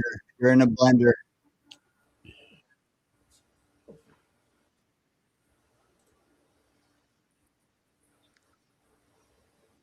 Pay the bill. If Minecraft was a microphone. You have You very still there? weak signal where you are. Chaos. So weak, Hey. he dropped him. There he All goes. right. Look at that. I was able to turn my Wi-Fi back on. So I think I'll be all right now. I don't know where I left off, but I think you said AZ Thomas is a bum last I heard. I think. No, I'm very hopeful for AZ Thomas. I think he already showed enough that he's going to be an okay CB2. Yeah. Like I saw enough in him to believe he's going to be a starting cornerback in this league. Now the question is he going to be CB1 potential guy or just like one of the better CB2s? Is going to be are he and Pons the future 1-2 punch? That's going to be one of the better rooms in the league. Yeah. That's a good way of framing it. I do think you're right. He's ready to be a 2 now. Can he take the next step? I mean, Brandon Stevens is not long for this team, if you ask me. Do we need to spend a 1 next year on a corner? AZ Thomas might help us decide that, Right. Or if we think of Pons as a slot corner, like if they play and if it's clear as day that he's a slot corner and that it's not going to work in the NFL for him to be on the boundary, then Stevens is old, suddenly there you go. We need a cornerback. I'm with you. Yeah. Time will tell. And then we got to look at the kid from Chicago. Yeah. Because he's young and he was ascending. He has some weaknesses. He's he gets a lot of turnovers and everything, but he also got burned a couple of times. We have to make sure that's something that can be corrected. What do you think of the hot take, or what would need to happen for this to happen? Macho Talk Sports, friend of the channel, says Brandon Stevens and a 7th for a 6th will happen before the trade deadline. Well, I'm kind of hoping we're not sellers before the trade deadline. I don't want to be sellers this year. Like, I'm hoping we're not sellers, so I hope it's wrong. If we're sellers, then yeah, I mean, he'll get traded. I mean, if he's having an okay year, some team that has an injured, gets an injured cornerback that's trying to make a playoff run, he's going to be an attractive target for a team that's selling. Like for us, he would be a perfect guy if your team make on the way to the playoffs and one of your cornerbacks got hurt. And you look and you see Stevens available, experienced veteran guy. That's that's not going to be a bad move for a team. I like it. Chaos. Any final thoughts, brother? I appreciate this call in, man. I love the fact that you joined. Hell yeah. Yeah, my wife is doing some notes, so I figure I'd just come back here and talk Did a you little ever bit. fix that door? It's not completely fixed, Saffron. Sorry, I tried, I attempted. There's work to be done on these doors. Okay. Yeah, there's work to be done. Um, Let me ask you this, Chaos. I don't know how many pressers you've seen, but and I'm gonna get Afram's thoughts if he has a minute too after. But like, I came away the ones I've seen loving Minka at the podium, impressed with Brees when I wasn't expecting to be. Um, who else? I mean, Titman's Titman. I guess the main ones are Minka and Brees that I really, really loved hearing speak. Did you catch either of those, or were there others that caught your eye? I'm gonna keep it real simple and just say, overall, I'm really satisfied with what our players are saying and the way they're talking, and I'm really, really excited about the maturity of this team, and I believe that we might see the best culture we've seen in a long time in a locker room. I don't think it was bad last year, believe it or not. It was just unfortunately it was a losing culture, but it was, it was already a step in the right direction. And I think when we start turning this around and winning, it's nice to see. It doesn't feel like we have anybody that's going to blow it up out of selfishness. There's no Elijah Moore in this club. There's no one that's going to start blowing it up and complaining, and like he did when we were winning. The one time in the last 4 or 5 years we were winning, Elijah Moore starts crying about his receptions and his targets.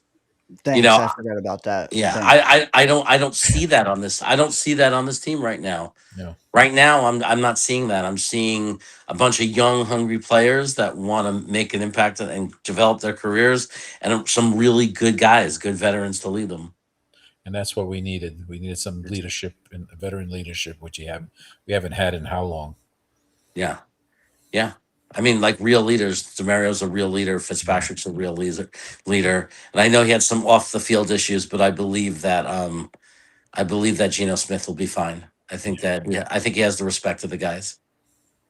And Garrett Wilson is now a leader. He's a veteran now and a leader. And so is Brees. Agreed. And all good stuff. I mean, I'm sure there's, it's not going to be all peachy, but like so far, very good first step. Yeah, I think it's going in the right direction. I think that obviously the big question marks are, is Aaron Glenn the right guy? Obviously, I mean, I think while a lot of us are saying, hey, he's our guy, let's give him the chance and let's hope for the best. And we've seen coaches have terrible first years, turn it around and become great coaches. Let's hope becomes one of those stories.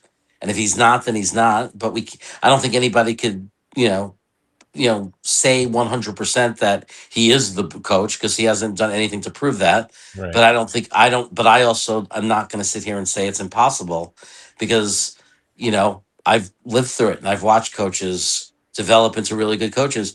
And then, like, the other question for us moving forward over the next 5 years and just moving forward is quarterback. Like, whether it's Klubnik or whether it's we draft the right guy, Or it's whether like, it's Baker Mayfield. yeah, but regardless of what we do and the decisions we make and the way these players hit, it's not going to mean anything unless you hit a quarterback. We need the right coach and the right quarterback. Every great team has the right coach and the right quarterback. Every great team, every dynasty, every team, every organization that you want to be. It's a powerful, good, strong coach, great quarterback. Usually it's a combination. It's not one or the other, or one of them, maybe one that's great and one that's good. But, but in my experience, in my years, it's always been quarterback and coach. If you're strong there, the rest of it seems like it just comes together. Well said, man. Let's leave it there, man. I appreciate you joining us tonight, man. Great takes as always. Circle back to the chat. There was some comments for you.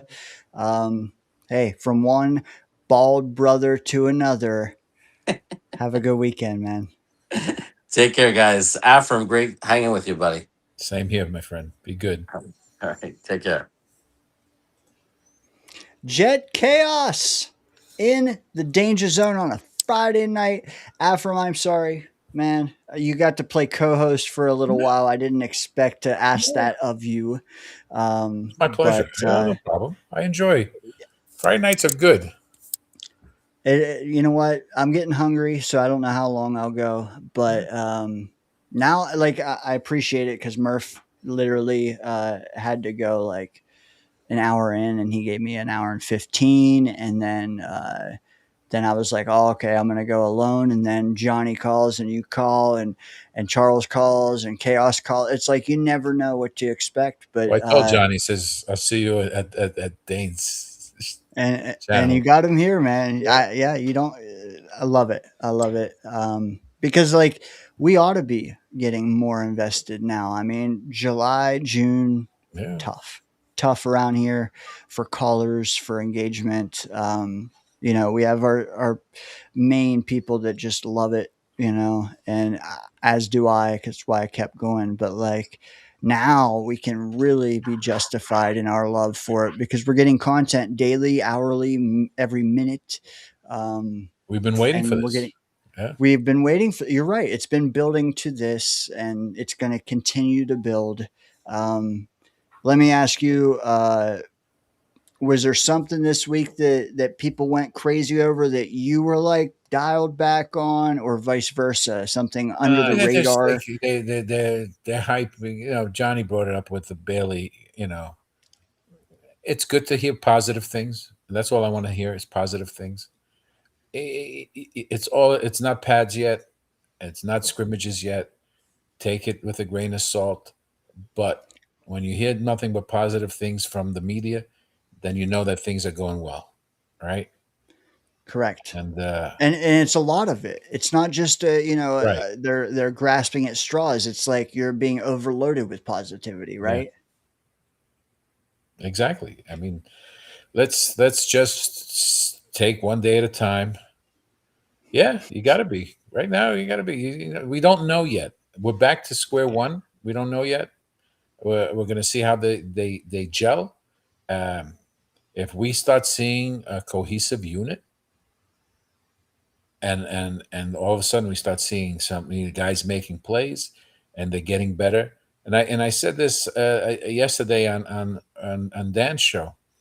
They're talking about from Kansas City to the Chargers. They're worried about that. But before they reach the Chiefs, they got 8 games under their belt. And if they're sticking to that game plan and they're gelling, it's going to be tough. It's going to be tough for the other teams. It may not win. We may not win, but it's not going to be easy. We're not going to be pushovers. And those teams have 8 weeks that things can derail or not. I mean, I can't look that far ahead. I mean, that's just me. But I'm just saying, the more they play together and the more they learn the system, they're going to gel. I mean, the Parcells had that in '99, right? The only problem he did is he didn't put Lucas in early. He left with Rick Meyer for the longest time. I mean, as bad as last season was, what I will say is if you take away the 5 weeks of tanking at the end, our third month was our best month out of the first 3, right? We got better. I mean, we did have then we tanked and then it was all bets are off. But like, the key is just to not start at ground zero. Like, if you can give us like a 3-3 start, and you're saying like young team, new scheme, all that, you're gonna get better. Start 3-3. All of a sudden, the next 6, you're 4-2. Damn, you're 7-7, like 7-6 or whatever. You can do it. Yeah, you got to be able to come out strong in the beginning because a lot of teams are not good starters, right? And they pick it up as they go. They get better as they go because practices have changed since the day I was watching them. You'd have 7 preseason games. It was long. So you were able to hit in practice. Bart Scott talks about it too. We used to be able to hit in practice. We were hitting, and then when we played the game, it wasn't bad. Now you don't get to hit each other well, and then when you actually play the game, you start getting injuries a lot more. So it's a new team. new coaching staff that seem to be buying in. It's nothing positivity. Each presser, it's just if you just look into it deeper, it seems to be the same message. Just with different words, and that's what you want to see. They're all buying in, from what I'm seeing. And Did you? Go ahead. Any thoughts about Travis Kelsey's viral photo today and the thoughts that he may be pregnant? No, I didn't even see that, but yeah. He's getting older, man. I still wonder if anyone can guard him when it matters, fat or not. We will see. I mean, he was getting slow last year too, so. Fair. Speed never was his thing though, so I'm not. I mean, I'd still bank on him in November. Here are a couple questions for you, Afram. Boss Girl chimes in. She says, "Afram, what's your take on Lion Bobby Sala?" He's not. I don't care what he has to say. You know what it is? You answer him in the field. Okay, you answer him in the field. You take that game, and he'll just shut up. There's nothing he can say. He'll just say, "Hey, the better team won." That's it. Correct. Yeah, no, correct. In response to the Klubnik takes of you and Jeremy Chaos, Boss Girl wants to know, but didn't Brady Cook look good this time a year ago? No, I didn't see Brady Cook, so I didn't think he looked good in preseason either. But then again, he came in third and fourth quarter, and you knew he was playing against third string players. So we'll see how they deem him as far as when they put him in preseason. If Gino plays one drive or 4 snaps or whatever, and then they take him out, and then they put him Klubnik in with the starting line, then that's a message to look at, that maybe they want to see how he is with the starting team. How many reps he's going to get. And that would be interesting, because they said he's throwing that ball well. Yes, he's made some mistakes, but he seems to want to correct them. So, we don't know, right? We don't know, but we hear nothing but positive things still. Honestly, I don't recollect ever even knowing who Brady Cook was until about August. I don't know, man. But maybe that's just my memory. I also I didn't get a ton of Klubnik stuff in my timeline this week, so I'm not with Jeremy yet. Maybe I need to dig deeper. And I know you were high on Klubnik even coming into the training camp, but there's still time. We don't have to proclamate or say all these things now. But also, he hasn't gone out and looked like Spencer Rattler either. No, and I think everyone bases on what they did last, but they don't take into account what the circumstances were. Because prior to that year, he was projected to be in the first round, and high in first round, just like Nussmeier was. Now Nussmeier got hurt. So did he, and I think Klubnik's or something. Whatever. You didn't want. My bad. That's okay. That's okay. I just was the fact that the camera's still going on, but that's a different story. But we take we everyone. It's the waffling, right? We say, oh, Gino, he threw those 15 interceptions. And then the next day as well, he had a bad O-line, and he had a coach that was throwing plays that no one knows about. And okay, then don't go back to the other one where he threw 15 interceptions, because you got your answer. Why he threw 15 interceptions. It wasn't a good situation. The whole team was basically messed up, from coaching staff to on the field. Nobody knew what was going on. It was just like us in defense, right?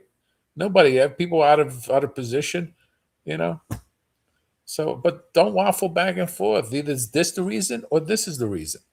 It can't be both sometimes, It really can't. I mean, or at least just wait, like your catchphrase, wait and see. I mean, you don't need a day-to-day take on everyone. And I've kind of tried to lean there too. Like, I don't need to have takes on every single player.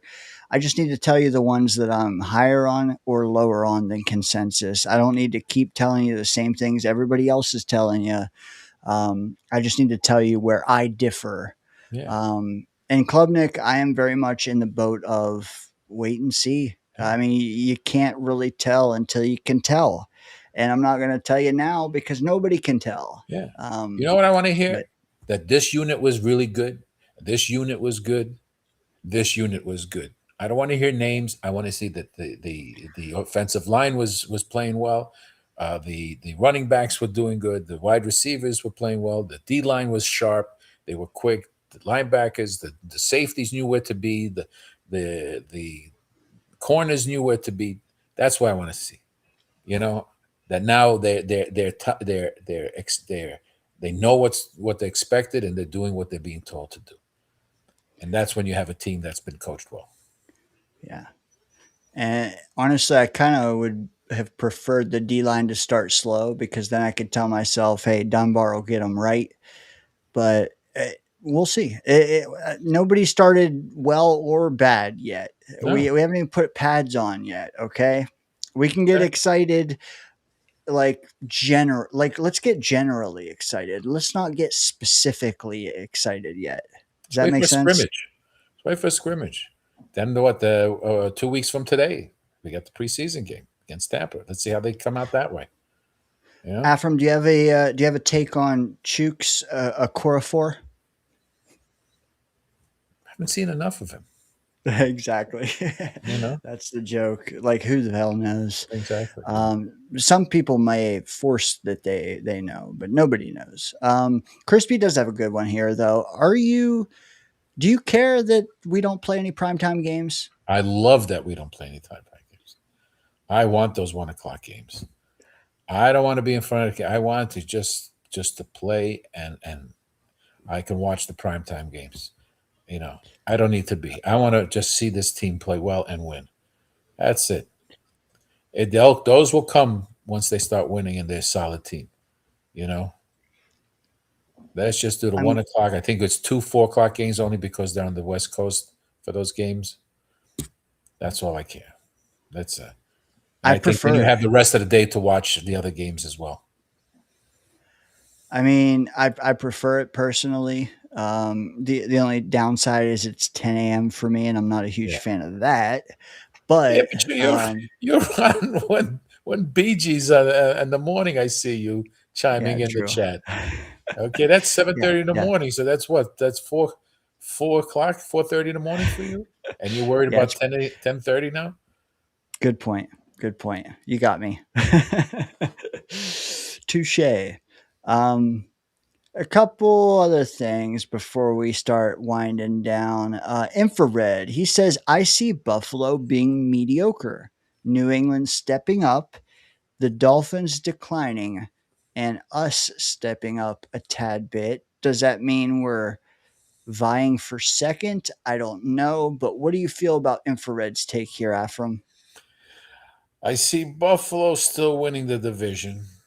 I don't see New England having the same year as last. I think they will come back to earth, and people know what to do now. They see that little pressure on this kid, and he makes mistakes. The Dolphins are tanking, as far as I see. They just got rid of everybody they possibly can that's collecting big dollars. They're rebuilding. It's as simple as that.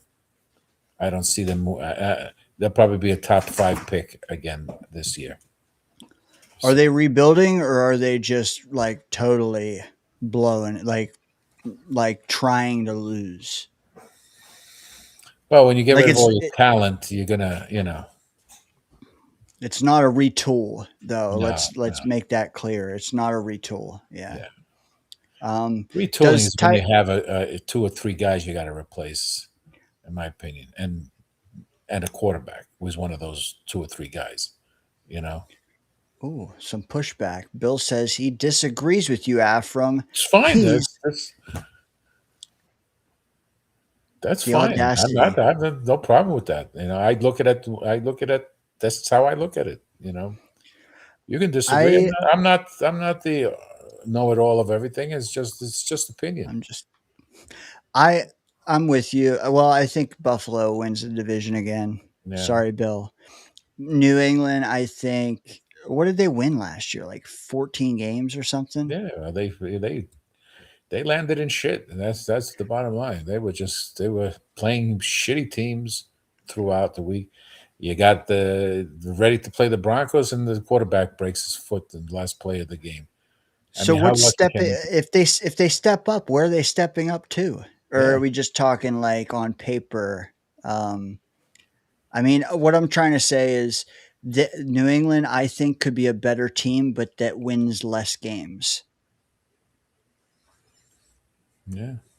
Is that stupid to say like that? No, But like, well, okay, we'll see. I mean, basically, we'll see. I mean, we'll see how this quarterback plays now. Where teams, when they play a good team, that can put pressure on them. Just like Texans put tremendous pressure on them, they just couldn't score anything. You know. yeah. Bill says they beat the 3 top 9 defenses in the playoffs last year. Is that points per game? Is that yards per game? Is that I don't know, man.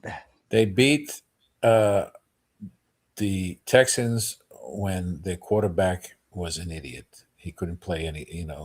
C.J. Stroud was horrible. They didn't bring in what's his name, uh, my, Davis Mills in. All right. Um, who was the quarterback for the Broncos? Stidham. Yeah, and he fumbled and all that.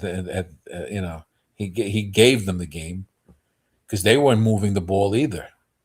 It's just, and then when they played the top defense in the NFC. They did nothing.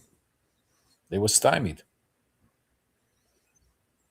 And hopefully a black cloud is following them after their head coach's off season. Yeah, I doubt if that Probably anything not. to develop with that. Probably not. But Bill's talking defense. True, Afram. He says, all right, well, Afram, any final Jet take you need to get off your chest, et cetera, No, et cetera?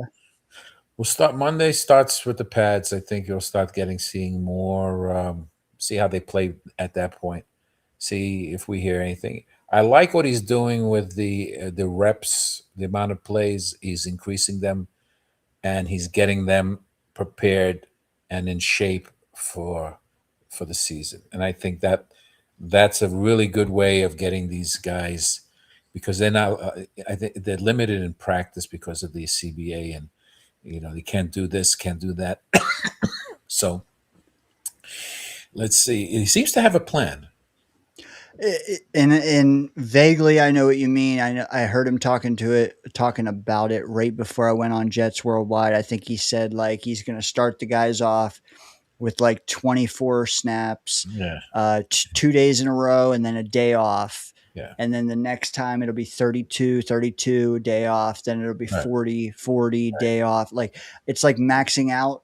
Exactly. I'm sure you and I know all about maxing out in the gym, Yeah. but it's like you don't want to jump straight to Right. 60. You want to build up to that. And Yeah. dude, when he talked about it, I thought, wow, that's a really good idea. Yeah. And I like the fact he says, I love I like what I see. I don't love what I see yet, which is good. He's telling the players, hey, you're getting there, but you're not there yet. And We you should see be his thinking that demeanor too. on the presser is totally different. And the press is Thought that- treating him good too. So No, it's very nice, and not only that, like the other interviews, the other pressers with the players, I feel like there's, like I said it earlier, Brees is commanding that presser room far better than he ever has. Is that a sign of just him getting paid and feeling happy? I don't know, but like he seemed like a new man in that room with what I saw. he had many choices. He could have not signed the franchise tag. He could have forced them to trade him. He decided to stay. could say the same thing with Garrett. Garrett could have easily not signed the extension and just play out his contract, and he would have made a lot more than he's making now. But he chose to be here. So either they're telling him what their plan is, how to rebuild the team, and they like what they're hearing, and that's a good thing, because that's telling other players that are not on this team, hey, this guy is staying. Yes, he got his money, but there's other guys that got a lot more money than he did, but he's staying with this team. There's something going on there. So does it translate on the field? We wait and see. Thoughts on Olave's extension? Did you even see that? Yeah, I saw that the other day. Yeah. Yeah. So just to frame it for you and the audience or the viewers, whatever you want to call them, Olave signed an extension, same exact guaranteed money as Garrett, although the total value is like 500K more AAV. Guaranteed the same, but also like 9 months later or something, a year later. I don't know what you think of Olave versus Garrett, but the idea that it's 9 months later, same guaranteed, and only a hair higher on the AAV, is that good for like Muji, or is that average? Thoughts? No, I mean they got him. Remember, he's got that concussion hanging around him, so I'm sure they're taking that into effect. And has he done enough to warrant more than that? He hasn't been around. He hasn't played long enough either. He's been out for a while. So, but the fact they got that kind of money, $500,000 here or there doesn't make a difference. But they're keeping their guys, and that's key. Correct. I mean, he had 9 touchdowns last year, over 1,100 yards. Very nice. 100 receptions. Garrett's never topped 7. Garrett's never had a quarterback either, so that's a different story. That's I mean, I don't know who Olave's had, but they both need quarterbacks, right? Well, this kid, he's in New Orleans, right? So he's got the Shuck, who played decently, I think. So he did. So he may do better this year. Yeah. Garrett is aging nicely, man. That mustache is coming in. Yeah, I like it. And you can see his presses, how he's really into it. He's answering the questions as a pro, and he could see, read between the lines. He knew last year was a mess, but he still stayed. He's still that. You know what? Watching, and I hate to keep going back to the Brees presser. If you haven't seen it, watch it. But like, big things, man, with them. Like, they're so linked now, and they talk about it. And also, like, these guys were young. It's not just coming here and getting a bag when you're 28. It's taking a bag when you're 24, 25. That speaks volumes. Like Afram's saying, like, for them to say, I want to spend my 24th, 5th, 6th years here, that says something, because those are literally your prime, especially as a running back. So yeah, it's reassuring. Ultimately, we will see. We need to see, but they're giving us the opportunity. They didn't have to. They could say, hey, we're going to see somewhere else. And you're right. It had been easy. And no one could fault them for that either. Correct. Palate cleanse, nope. They said, let's do it here. And we should appreciate that. I do. And again, like, the Brees presser showed me a lot. I got to see more, but like, tip of the iceberg for me, like, maybe I'll come around on Brees before week 1 if he keeps talking like he did today or yesterday, whenever that was. Just seems like, honestly, when he came out and he was laughing and like commanded the room, and like, I was impressed by that, because we've seen him in the pits so often. Yeah, basically he's happy, and it could be. And it's not just the money. Yeah, Yeah. it could be guys that were there that are no longer there. That he's happy that the room is better. You know, and Correct. it may not be a superstar player. It may not even be a player. It may be I'm with you. coaches that he didn't want to deal with. You know. Good point. Good point. Afram, good talking to you. Same Like here. always. Yes, sir. Appreciate you, man, helping out tonight. You Yeah, definitely thank did you. Anytime. more more than you know. Take We'll care see you next week. Yeah, and be yeah. well. Any final message? Oh, we're gonna have Monday padded practice Right. all week. Anything to tell the viewers out there that are going to get some overhype and some overstimulation, how they should approach that? Just take it one day at a time, man, and just see how it goes. You know, practice is practice.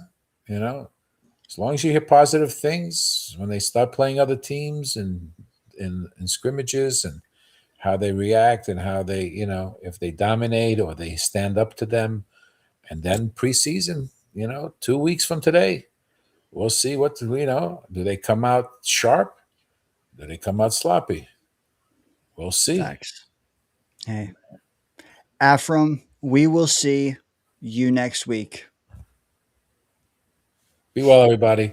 Take care. Have a good one, man. So as I was saying goodbye to Afram, we got another caller on the line that I will make time for. Before I do, okay, because I do got to eat. I'm starving, and I want to make some pepperoni rolls now that we've been talking about them damn near half the night. So if you were about to exit the stream, stick around, spike the like button. We'll go maybe another 15, 20 minutes. We'll see.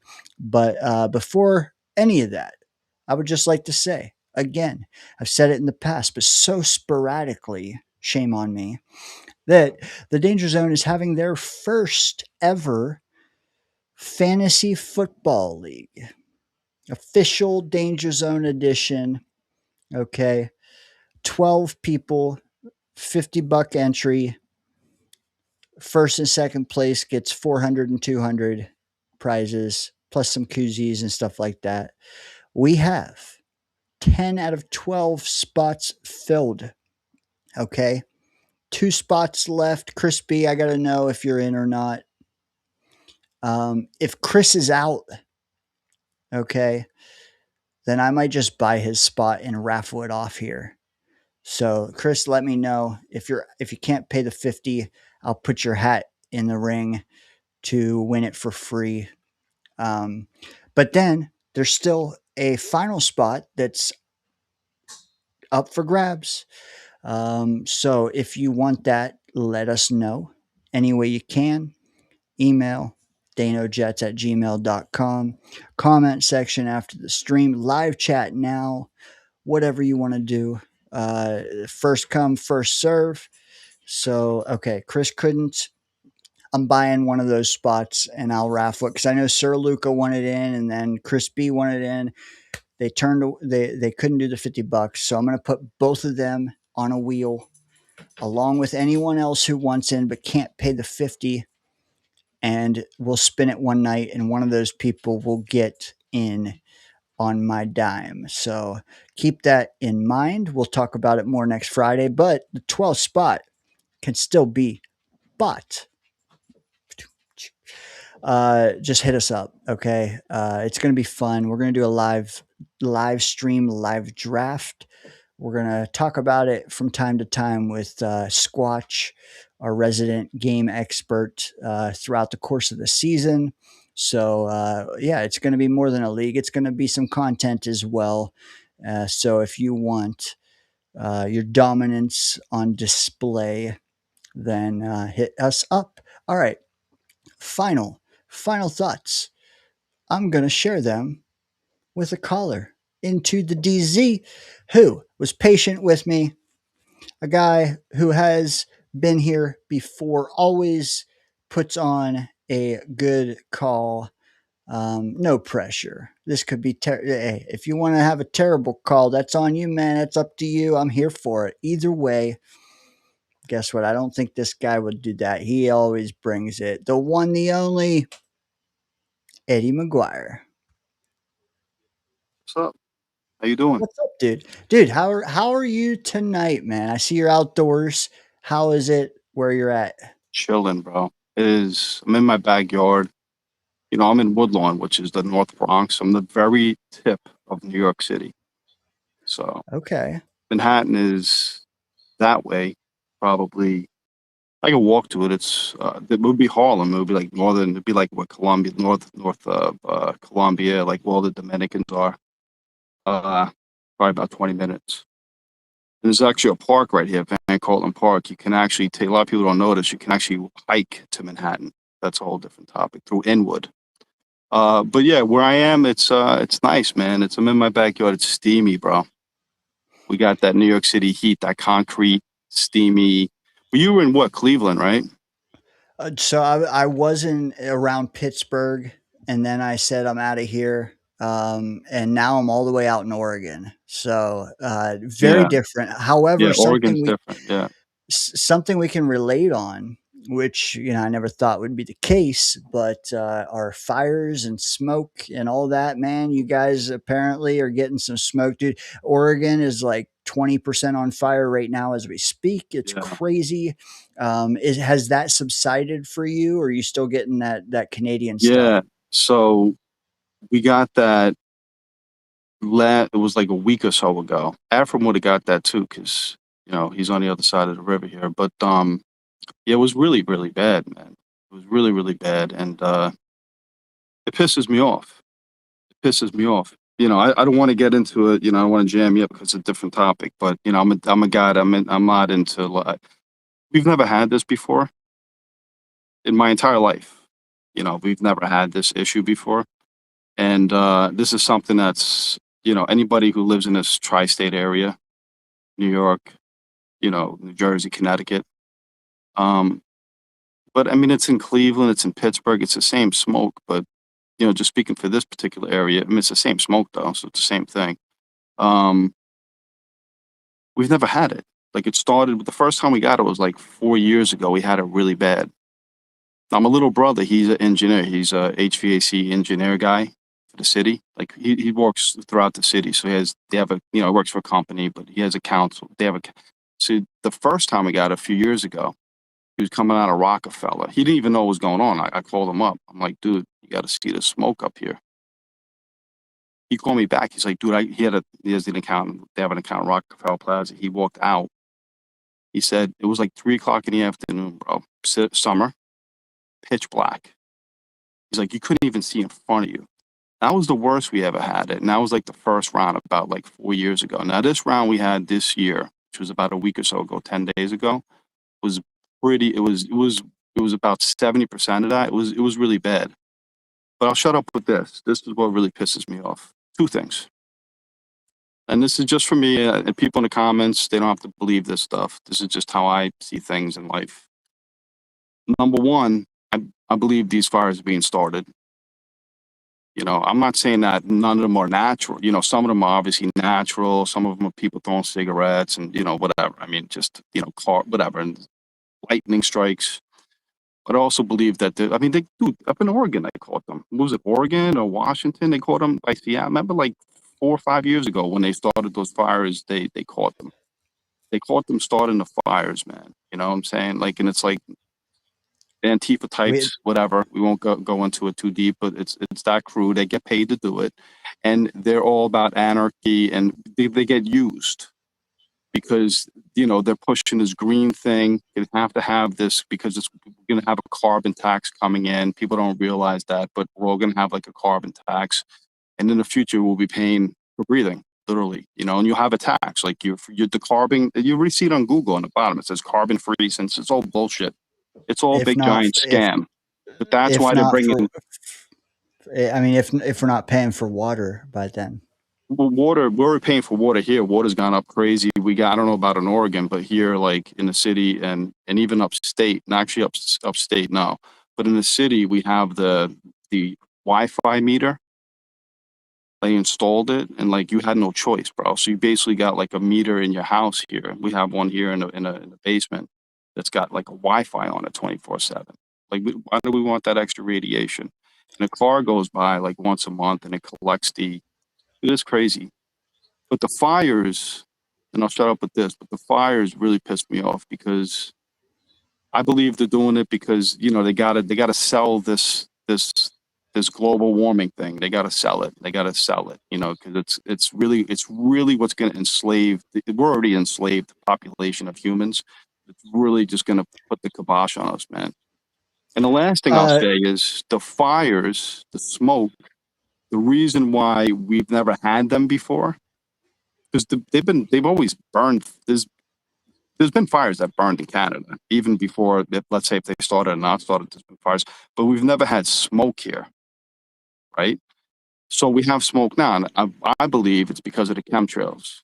Now, people could laugh at that, but if I've been following them for 20 years, and it's different than contrails. They literally, it's called cloud seeding, it's geoengineering, and it's aluminum. And they're creating a ceiling. And so the smoke can't go up. But this is just my theory. I haven't seen it. The smoke can't go. So the smoke just travels, bro. And then they can direct the smoke, and they're directing it over. They had it here for the World Cup, bro. That was the big thing. It was like purposely here for the World. Here's the World Cup in the Meadowlands. Let's have the smoke and let's talk about. Anyway, I'll shut up. But that's my, that's how I see the whole thing. It pisses me off because I'm a nature guy. Bill chimed in. He wanted to know what your thoughts were on flock cameras. Dude, I am anti-flock, bro. The dude from Flock. Have you seen interviews with that guy? They're taking him, dude. People are taking him down, bro. People, there's like a big, and you can catch a federal charge for that, bro. I am anti-flock. I am anti-flock, big time. I think it's Bill. I'm like, I can't really read the comments here, but Bill would know. I think it's called like no flock, right? Yeah. No flock zone. All kind of, not to be confused with the danger zone, but no flock zone. I've even seen social media videos of how to take them down. Crazy, not crazy. It's maybe the opposite. Maybe the cameras are the crazy 1984. ones. But, yeah. What's Fear and Loathing?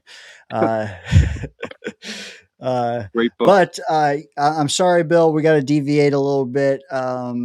Eddie, what do you personally, I would like to know what you think of the Jets. Anything you got there? Yeah, two things. Number one, you're talking about New Orleans, and I'm sorry if I sidetracked into some, smoke stuff, but whatever. That's good conversation. Hey, all right. Hey, it's Let's late. keep people awake. Hey, if you want Jets content, sometimes you gotta deviate, bro. It's better than listening to the dude on Jake's show, the big heavy dude in his attic, wherever the hell that guy. I mean, come on, bro. Way better, Eddie. Way better. Yeah. So New Orleans, you were talking about one hit on that. I don't know why, and I'm probably wrong, but I have a funny feeling that they're going to the playoffs, man. I have a funny feeling they're winning that division. Dude, I'm a big Shuck guy. I want the Jets to draft Shuck. Dude, he is he's good, man. I will say this. He's really good. I'm not a huge fan. I've come off the Rattler bandwagon. What's behind him, Rattler? But QB3, Zach Wilson. Is he? Yeah, God bless him. He's never going to start. But who knows? But I will say, Shuck, personally, I like him, dude. I would sign up for that being our quarterback after 1 year. Could have drafted him last year, but the thing with him is that he doesn't get hurt. Like that's the whole thing. I mean, but the injuries he had, because I did a lot of research on him. I watched him last year and blah, blah, blah. And like a lot of he had freak injuries, bro. Like weird, like broken collarbone, like just weird fall, like just shit that don't typically happen. But so New Orleans, I think, could be an interesting team. Now, as far as the Jets go, my only topic really on them is like I'm loving what we're seeing so far. Like you see me in the comments throughout. I'm like yourself. I wanted Sadiq. I'm a big Sadiq guy. I really think that he's going to open things up. I loved Cooper at Indiana, you know, but I also highly wanted to not draft Cooper. I really wanted to take that pick because the other guy, I can't think of his name right now. The other wide receiver at Indiana, he went like in the 3rd round. To me, he was the sleeper, one of the sleepers of the draft. Like Dude, I loved him. Surratt, Surratt, Elijah Surratt. Surratt. I Yeah. mean, you know, like we could have just got Surratt in the 3rd. So basically, my plan was take that pick that we had, that valuable pick number 33, and then trade back. And I wanted like Rodriguez and a Pons, you know, bang bang, and then you get Surratt later on. Was kind of like how I was seeing things. So when I got Cooper, I was like, although I loved Cooper, I just thought sometimes, and I watched Indiana every game last year because you know I really wanted the quarterback there. I just felt like Cooper disappeared in some games. It's just what I, you know, but so I think It's a I think he feels valid a good take. boy. Yeah. Let me ask you, if you watched it that much Indiana, did you have a take on Pons? He's going to be a starting cornerback for us. I don't care about his size, dude. He's the same size as Reed, dude, and Reed was a beast for us, you know. But Reed, you know, that second or whatever, that first year, Reed was amazing, dude. That following year, he wasn't as good, but that first year, he was phenomenal, dude. He was phenomenal, you know. And Pons has got more juice, you know, and he's got the same moxie, dude. Pons is going to be our starting quarter. You know, maybe not right away, but he'll be an outside cornerback. The main thing I wanted to hit on, because I know you're gonna go eat some what are you gonna eat? Pepperoni rolls. Pepperoni, hell yeah. Pepperoni. Hell yeah, dude. I had Got some. the I got some. You know the crescent rolls that you like pop out of the tube and they're like triangles. Well, like pepperoni and cheese, and then you roll them and throw them in the oven. Oh, so good. hell yeah. You know what I had earlier? I had the at Costco. You get the I can never say the word. The spangler pitas or whatever. The Greek little triangle things with the feta and the spinach in the middle. You know what I'm talking about? I don't, but I dude, I bet the chat does. And we were talking Costco earlier with Chaos. Costco, dude. Slamming, and you get like they have like at the supermarket. It's like a red chili sauce. You put that with that would actually go good with the pepperoni, guys. You know, just I can put the red. Space. I can't say it. Yeah, Spanakopita. Yeah, I don't know, but I'm gonna have to try this shit. Oh, those are banging, bro. They're so. You put them in a You got to put them in. You can't microwave them. If you got like a toaster oven, and you just put out an air fryer toaster oven. You put them in there for 10 minutes, man. They're just the right crispy. You know, like they're flaky. The thing I wanted to mention is it is really steamy out here. The humidity came in quick, bro. Someone earlier was asking for a view. I don't know if you can see the city from where you're at. Where I'm at, or the any view is skyline. like no, I'm in my backyard. Like I can't turn the video around, but the city is that way. But I'm in a house. I have a house, so you know, like it's backyard. So if you were up, if you know, like the buildings back on a few blocks away to some buildings, like you know, my sister lives in a co-op, like you know, half a mile down a road. So from her building, you can see the city. If you go up the street up here, you can see the city. But where my house is, it's just a house. You know, You're tucked in. Yeah. Good. Yeah, the city's dope though. Yeah, we're tucked in over here. But I have a bird. I got a beautiful tree right here, and we got those birds, freaking attacking us today. I forget the name of the birds. Anyway, it's got babies, and every time you walk in the backyard, the bird keeps like attacking you. The name of the birds now, sparrows, I think they're called. So you got like little babies all over the. You know, there's a bunch of. Actually, do you guys watch down in the back down that way? There's like a house down there with a light on. You guys ever watch the serial killer show? What's that serial killer dude on I think it's on Showtime. What the hell is his name? He's a serial killer. It's a show that's been on for a long time, Dexter. and it just came. Dexter. Yeah, so Dexter actually they shoot it all the time. Dexter's is living like literally 5 houses over here in my back. So they're shooting in my. They were just shooting here about 2 weeks ago. Evidently, he lives in an apartment, like in the show right now, like, and it's the house right over here. Little backyard story. But yeah, he lives Boss Girl said. I don't know. Boss Girl said. Dexter. Afram chimes in and says Dexter. Bill chimes in and says Dexter. Ali chimes in and says, I love this. I hope Eddie calls in again. Dude, love it. I love it. I also love it because I'm out of market. Yeah, Murph's out of Dexter. market. Nolan's out of market. Damn near like so many we talked to tonight were out of market. Afram and you are in Love you guys. market. And yeah, dude, we Yeah, love it too. Any direct this yeah, time of night and yep. any direction, man. Flock Yeah, I cameras, love you bring guys. it. Thanks for the chat. Bring it. Let me ask you this. Like, I'm sure you saw the David You know Bailey what I'm stuff saying? this Listen, week. we got to get busy with this stuff. Yeah. Good. Yeah.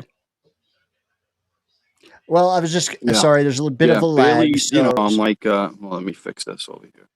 Bailey, okay. Good. let me, hold on. Let me get off my Wi-Fi.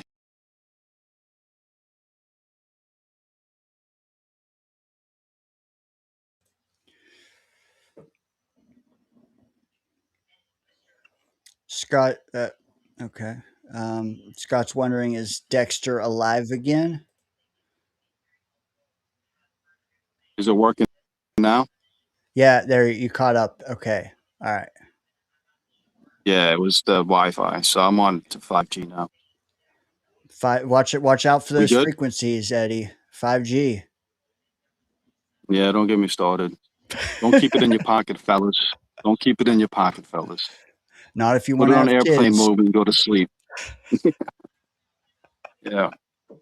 You don't want bull's ball soup.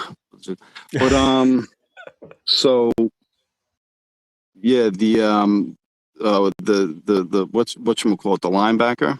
I mean, I don't know. I'm excited. Let's see what he can do. See what he can do. What I wanted to mention to you is I think Cooper can be dope because I think Cooper is the kind of the missing link because we got Garrett who's like an artist. Garrett's like fucking Picasso. You know what I'm saying? He's out there. He's like a dancer.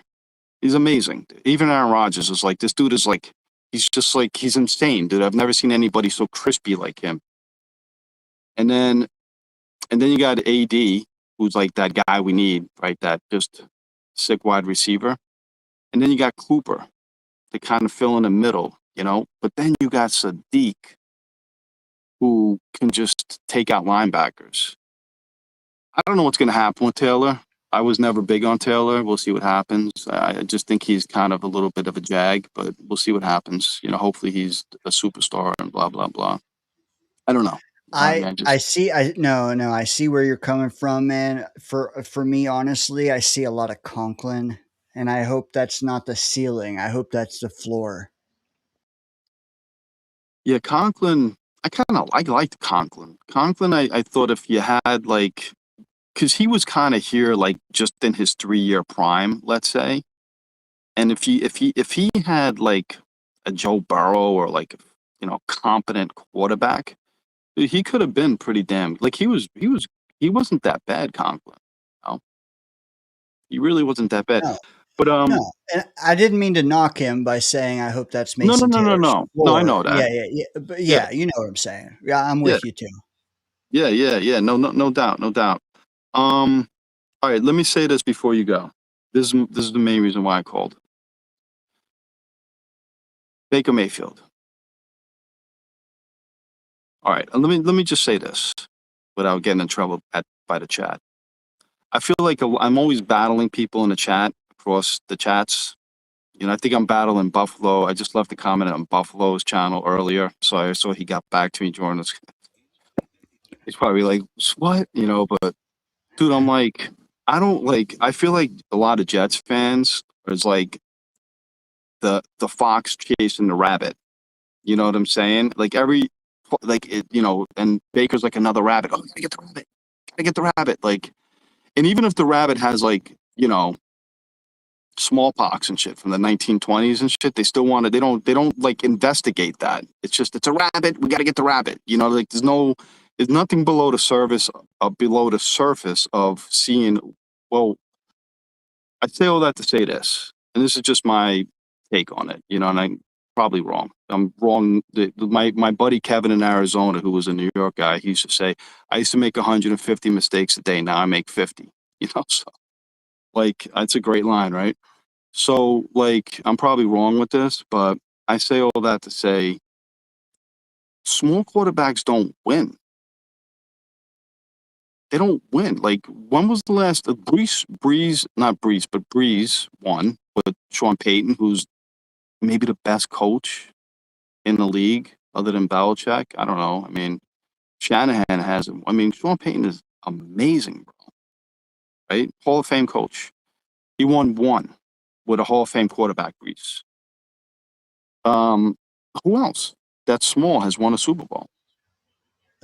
Super Bowl, yeah. I Or, mean, or just great in the playoffs. They get tore up by DCs, bro. Small quarterbacks. Yeah.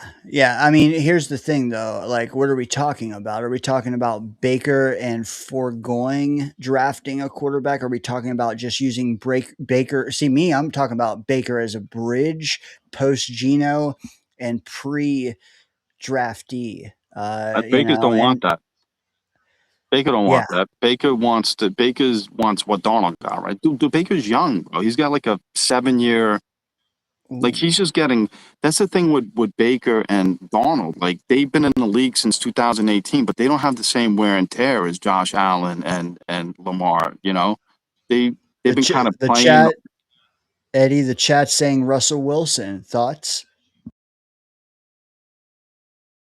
The chat, yep, they got me on that one. Russell Wilson did win a Super Bowl, but he also lost a Super Bowl. So there's one, Russell Wilson. Who's the others, though? JT says that Baker is an all-in move for sure. We're probably not there. But Russell Wilson I don't know. Won, Yeah. I mean, he's the outlier. I mean, don't get me wrong. I love Baker, and I think that he is like the perfect Jets quarterback because of his moxie. I liked him coming out. I personally liked Sam Darnold more than any of the guys. I was a big Darnold guy, but I liked Baker. I liked them all that year, 2018. Honestly, other than Josh Rosen, I was like, please don't draft that guy, because just you can tell he was a nub in the head. Like. I mean, we could always go for. I mean, if Geno doesn't pan out or he's just mid, we could always go for a different journeyman by the name of Deshaun Watson next year. Hell no, dude. Hell no. With a side of Robert Kraft. Can't stand Robert Kraft. I know what you're saying. Can't stand it, dude. I can't stand that nobody is paying attention to New England right now and what their coach did. It's like already like, don't even get me started on the Patriots and Robert Kraft, bro. I'm not a big fan. I don't. Okay, assuming Geno is not retained, maybe he wants to take his talents elsewhere, blah, blah, blah, whatever. Take him off the table. You don't want the rookie to start off the bat, obviously. I don't even want him to start midseason, but who is the bridge? Like, let's say we win 7 games and we want to win 8 or 9 next year. I want that. That for me is the case. I want to win 7 and then go for 9 to 10. What's the option if it's not Geno? Like you got to start looking at Baker's and God forbid Deshaun's. Like who else? Like you turn over every rock. I'm just saying, like you don't have to trade for Baker. It could just be a matter of giving him 120 over 2, and you have him. Now we have money, but also we don't want to blow it all on a bridge quarterback. But I don't know, man. I don't know the answer. What did Darnold get? Darnold got 3 years, 150 or something. You know what? That sounds right. Let me I find feel like out. Baker wants more. I feel like Baker wants like I feel like in Baker's, and I could be wrong, but I feel like in Baker's brain, he don't want a 3-year contract. Oh, he wants like a 5-year, whatever, 4-year, a minimum 4, right? And like, are And we paying him $50 million a year, man? Like, yeah, I mean, I really don't want to do that for like 5 more years. I'm not gonna lie. especially in a quarter. Dude, And the quarterback draft is like, have you been seeing the little drops that McShay's been doing? I got pissed off at McShay last year. I don't even know him from a hole in the wall, but just his nonsense. Like, he got into a lot of dumb anti-Jet shit last year. But I've always liked McShay. And check out his shorts, bro. They dropped a bunch of shorts over the last few weeks. So binge those if you haven't, like on all the quarterbacks in 27. He got me juiced. Dude, 27 is going to be, and I'm still a Sorsby guy, bro. And Sorsby, we can probably get in a second round. Dude, I mean, even McShay said that Sorsby is like, his arm is insane. Like, dude, the 27 draft is a low. I hear what you're saying, though. You're like, who the hell is going to be the bridge? Gino. assuming, yeah, I mean, if he Where wins the a hell's he 7 going? Nobody's games, gonna like. I Where's mean, he go? how, Nobody. Where's he going? Like. if he wins 7 here, the most we've had in 5+ years, how much does he command? If he's getting 40 mil, what's Baker at 50? I think with Gino, because of the age, and Gino's, like 35, 36, Baker's what, 30, 30. I don't even think, is Baker even 30 at this point? He just turned 31. Yeah. So, that's a big difference. That's a lifetime in NFL years, like, to be clear, yeah. Not via trade, not even via sign next offseason. You're no on Baker. I'm no on Baker. Because the other part of it, I really, although the chat, made good point with Russell Wilson, but I mean, look at Purdy. I mean, how has Purdy really done in the playoffs? Like, it's so hard too. His team around him was so good. I mean, it's the size, bro. Listen, Purdy put out a thing last year, and Purdy's a little bit taller than Baker. But Purdy said, I caught it somewhere, dude, and it was shocking to me. And I use it all the time. Purdy said that like 40% of his, yes. The what? Okay. Sorry about that. 40, my cat's out here tripping too. Sorry about that. The 40%, Purdy said 40% of his throws are throws that he throws without knowing, without seeing. He knows where the ball is going, but he can't see where the ball is going. In other words, he's throwing it to a spot without actually seeing the spot. Now, a lot of the quarterbacks do that, but they can still see the spot. He can't see over the line. He's basically saying, I can't see over the line, and I'm throwing the ball to, I can't see where I'm throwing it. But he knows where he's, you know what I'm saying? Like, that's crazy, bro. And that's why they struggle in the playoffs. People don't get that, man. Because DCs, they send size, and they go after those little guys and those little quarterbacks in the playoffs, I mean, I don't know. I mean, that's my other part of the whole thing. Can a little guy like Baker win it all? I don't know. I didn't realize this. I'm actually taller than Brock Purdy. I have bigger hands than Brock Purdy. I didn't realize he was that small. Yeah, he's like what, 6'1", right? Yeah, on a good day, it looks like. What are you? 6'6". I'm 6'2". He's 6 foot and 5/8 of an inch. Yep, 6 foot. 9.25 inch hand. Yeah, I didn't realize that. But Baker he does have yeah. Eddie. I got to specifically ask you, man, how much of Brock Purdy's deficiencies have been related to the electrical substation? That is an interesting thing, right? That they got going on over there with all the injuries. I mean, I don't know about, obviously what you're saying is kind of funny. That's not the mental part of it, but the physical injuries probably, right? Maybe there is a mental part of it. MK Ultra. Maybe he's getting some of that MK Ultra juice. Eddie, I love you, brother. I get you as well. Some of the chat does not, but we're having They're like, fun, man. what the? Yeah, dude, they're getting the tin for the Reynolds wrap for the heads out. Yeah. But dude, I do think it's a hot take though to say that you wouldn't even entertain Baker. Would it just be for cash in like 8 months' time? Like I think most will do that, and then some are even toying with trading for him now, which I am not. Yeah. So for you to say neither, that's a hot take. Well, the fan here in New York, Tiki Barber, who I can't stand because he's such a Giants homer. The whole fan, I just can't stand this shit. Evan Roberts is on the show. He's a Jets fan, but the rest of the show is Giants guys now, and it's just such anti-Jets, Giants homers. So you can't really. I don't even like listen or watch the show anymore. It's on YouTube also. But Tiki was basically saying today, like, I would trade because he's connected to Tampa through his brother, right? So he was basically saying today, like, he thinks that Baker can be had right now, that there's enough stewing down there, whatever the hell is going on down there. Now, the GM down there is brilliant, and we have a brilliant GM. I really believe that we have a brilliant GM. Yeah, Robertson Carton. But Carton was a Jets fan, but he's on the other show now. But so is Tampa really maybe going to pull the plug at this point and just go in for that 27 draft?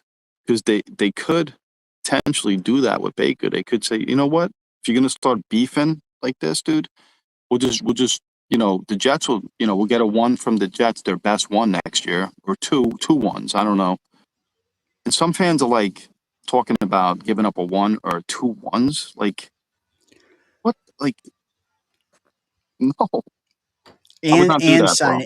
And signing signing him. him. Yeah. Yeah, because Boss Girl chimed in. She's like, well, he won't just walk and sign with you. They'll tag him, and then you still got to trade for him, and you still got to sign him. And that's a very good point. Like, you would have to do both. He's going to be here for 4 or 5 years. Now, can he? And he was hurt too. Don't forget, he was hurt. And another thing about Baker, other than that, like first year, and I guess that year he had with the guy that's. I mean, he was good with Cohen. Liam Cohen is a beast, bro. I wanted Liam Cohen as our coach, man. You see what he said about Chicago, dude? I mean, now I caught a lot of shit the last couple of days online. So Liam Cohen, he's a beast, bro. He basically said like he's being interviewed, I guess, by the local people down there that came to like the practice, local reporters, and he's going through his phones. They're like, what motivates you? He goes and he starts looking through his phone. He's like, this team, that team, Chicago, this team, that, Chicago, and then he's naming a Chicago quarterback, Williams. Nothing about the Jaguars. And we won more games than them last year. And he just went on his whole thing of like anti-Chicago. Dude, he just goes after people. Remember he went after Saleh last year. Didn't he go after Saleh? I forgot about that. Yeah. There was some stuff there, dude. Liam, you know what? He gets memed a lot. Maybe I need to look closer into his swagger. He's got it. I've seen the other stuff. I haven't seen the bravado. Maybe it's worth a second look.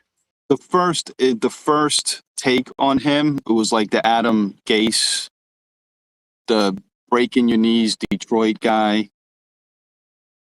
And his thing, Duval, so those three, the gay size was like, there's nothing ever been like Duval. Yeah, he had the gay size too. I forgot about that, man. Dan Campbell with the bite in the kneecaps, man. There's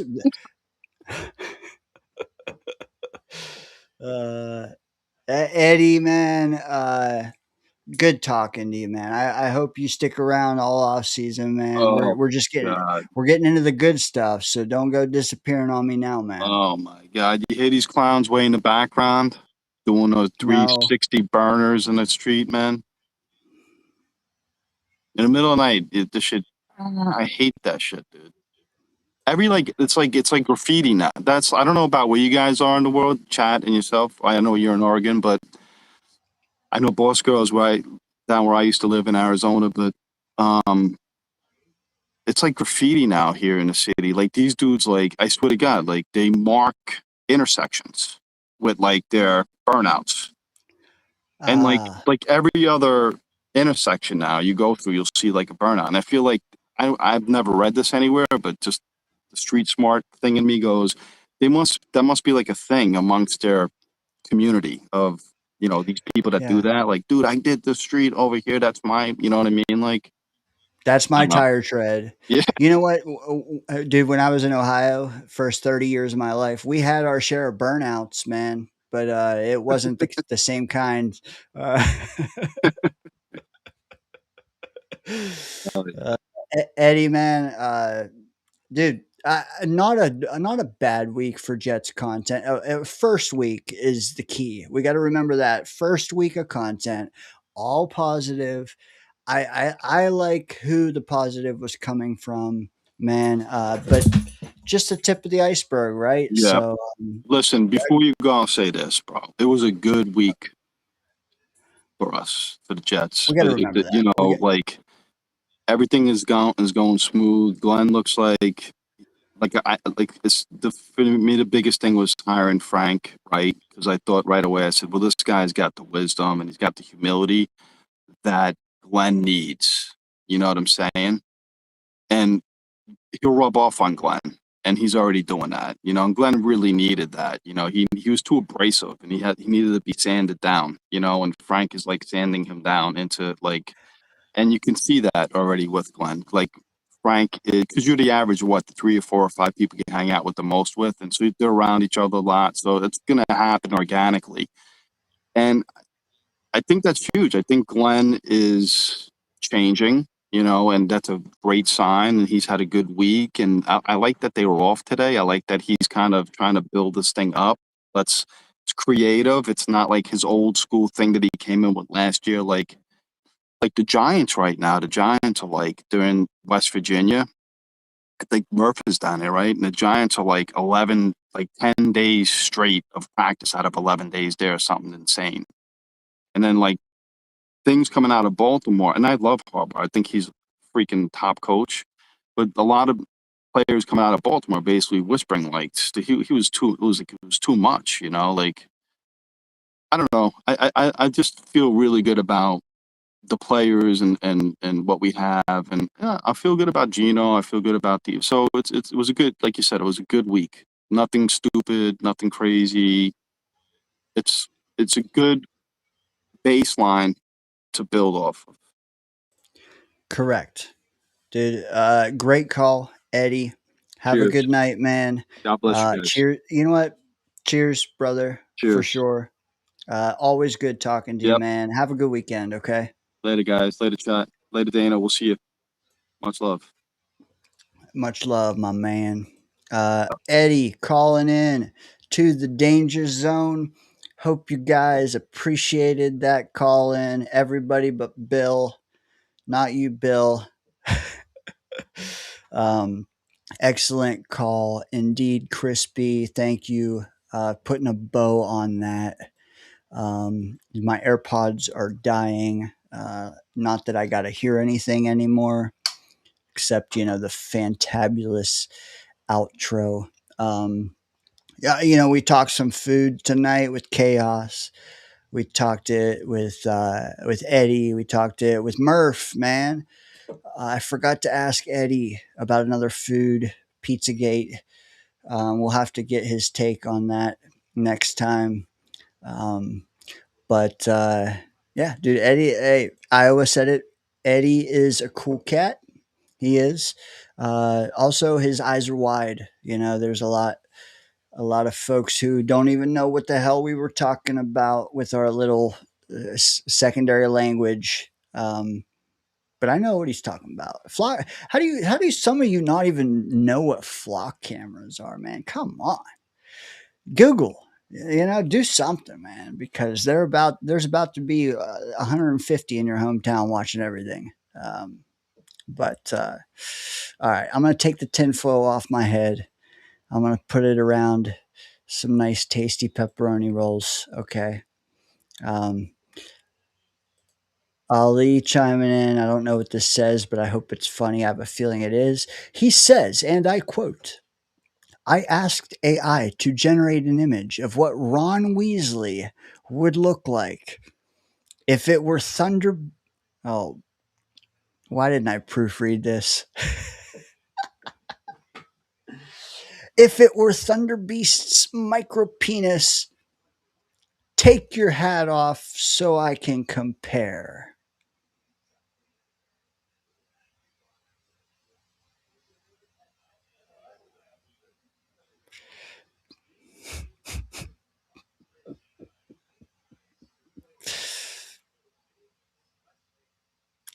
Damn.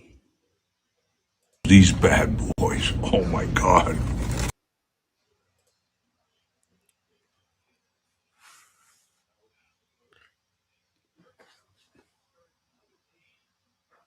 Should I put a water bottle behind me and squeeze out some water out of an attic ceiling?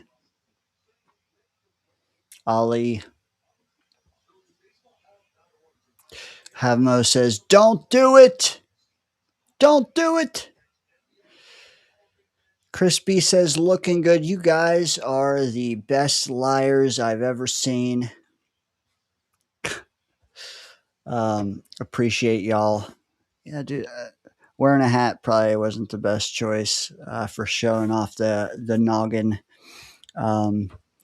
Charlie Manson in the house. I love it, Scott. Yeah. Love it. Who won the koozie? You know what? That is a very, not going to lie. Pagan already fucking brought it.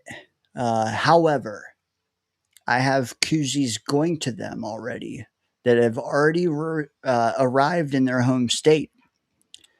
So I got to go back and look at the jokes and see which ones really cracked me up. I'm gonna review the tape, is what I'm telling you. And Sunday, I will announce who won, and then I need their address. Also, we have one more spot in the Danger Zone Fantasy Football League, and I mean it when I say, man, you might be on the fence now because you're in too many leagues, or you might don't think you can hang, or you're scared to get beat by Scott, and I get all that, but you're gonna regret it when we're talking about it on stream at 11:30 or 12 or 1 a.m. with me and Sasquatch talking about how we got beaten by Clancy by 1 point or some shit. You're gonna have the FOMO. What I'm saying is you don't have to. There's one spot available. Hit me up. Crispy, Sir Luca, you guys are both going to be entered. Again, I'm going to buy a team myself. I'm going to put you guys on a wheel. One of you two plus anyone else who can't afford it but wants in, reach out to me or tell me now or tell me later. You got maybe a week or two to say you want in, you just can't afford it, or you just want in, but you don't have the $50. Okay. And I'll just say, throw me on the wheel, Dane. That's all you got to say. You don't have to be, whatever. Just throw me on the wheel, Dane, and I'll know what you mean. You'll have your name thrown in the hat, and we'll get you in as the 12th manager. And we'll go from there. Dom C is in the league. You can go head to head with him. You don't even have to win the league. If you beat him, you can talk about it for 5 years. Okay. So if that's not enough, Scott's saying to branch out and get another creator. If nobody tells me by Sunday, I might say, hey, Chaos, get in here. Sir Luca, there you are. Did you? I hope you heard me. You're still gonna have a chance to get in on the danger zone, so stick around. All right. So, Boss Girl's saying send it to Ali. Might have to with that last one he had, and actually the last 2 or 3 he had were pretty damn good. So, all right, I was on Johnny's show. I hope you guys enjoyed that. We got a couple new subscribers during that time. Hope you guys enjoyed the show tonight. It's been 5 hours straight for me. Time to eat. Time to go get a snack. These bad boys. Oh my God. I'm not going to lie. That's going to be what I'm saying when I'm eating. All right. All right. Now here is a song featuring Scott Foster on the mic. Hope you guys enjoy it. We will catch you here Sunday night and again next Friday. Peace. Oh, next Friday. Next Friday is with James Woody on the eve of my birthday. If y'all ain't here next Friday, I don't know what to tell you. Peace. Friday night, yeah, the squad's online. They ain't no breaking down every single headline. Never chase clicks, we just chase truth. Film room open, now we're raising the roof. Murphh, bring the fire, got the country boy grit. Every hot take backed up with the clips. Scott from the mountains, cool under pressure. Drop one sentence, now the whole room measures. Green vortex spin, yeah, the whole screen glowing. Jets fans worldwide, everybody knowing. No fake drama, no manufactured rage. Just football talk, every single page. Yeah. Raise that volume, feel that bass. Green and white all over the place. Shuffle to the danger zone, calling from a stranger's phone. Change the game, set the tone. Green blood, built like stone. Welcome to the danger zone.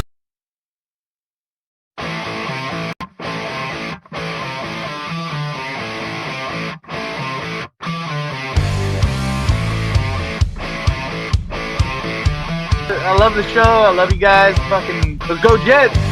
Jets, Jets, Jets, Jets. Oh my God. You guys are bad. Ha ha ha ha. Very funny, Dano.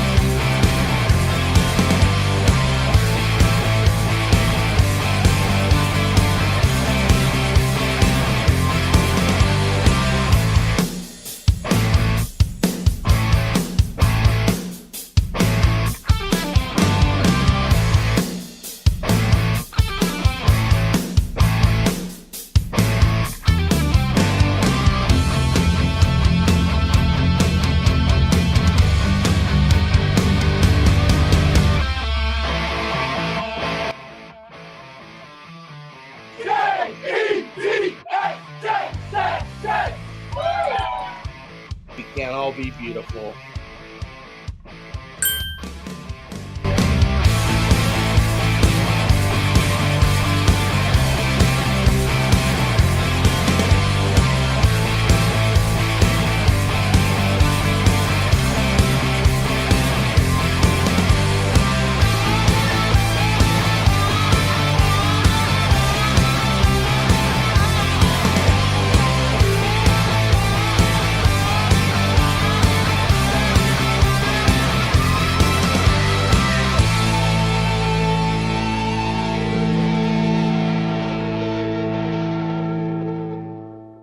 Danger Zone, baby. I think he has more thought-provoking questions. I'll be in the danger zone. Oh my goodness, let's go! Totally, back row.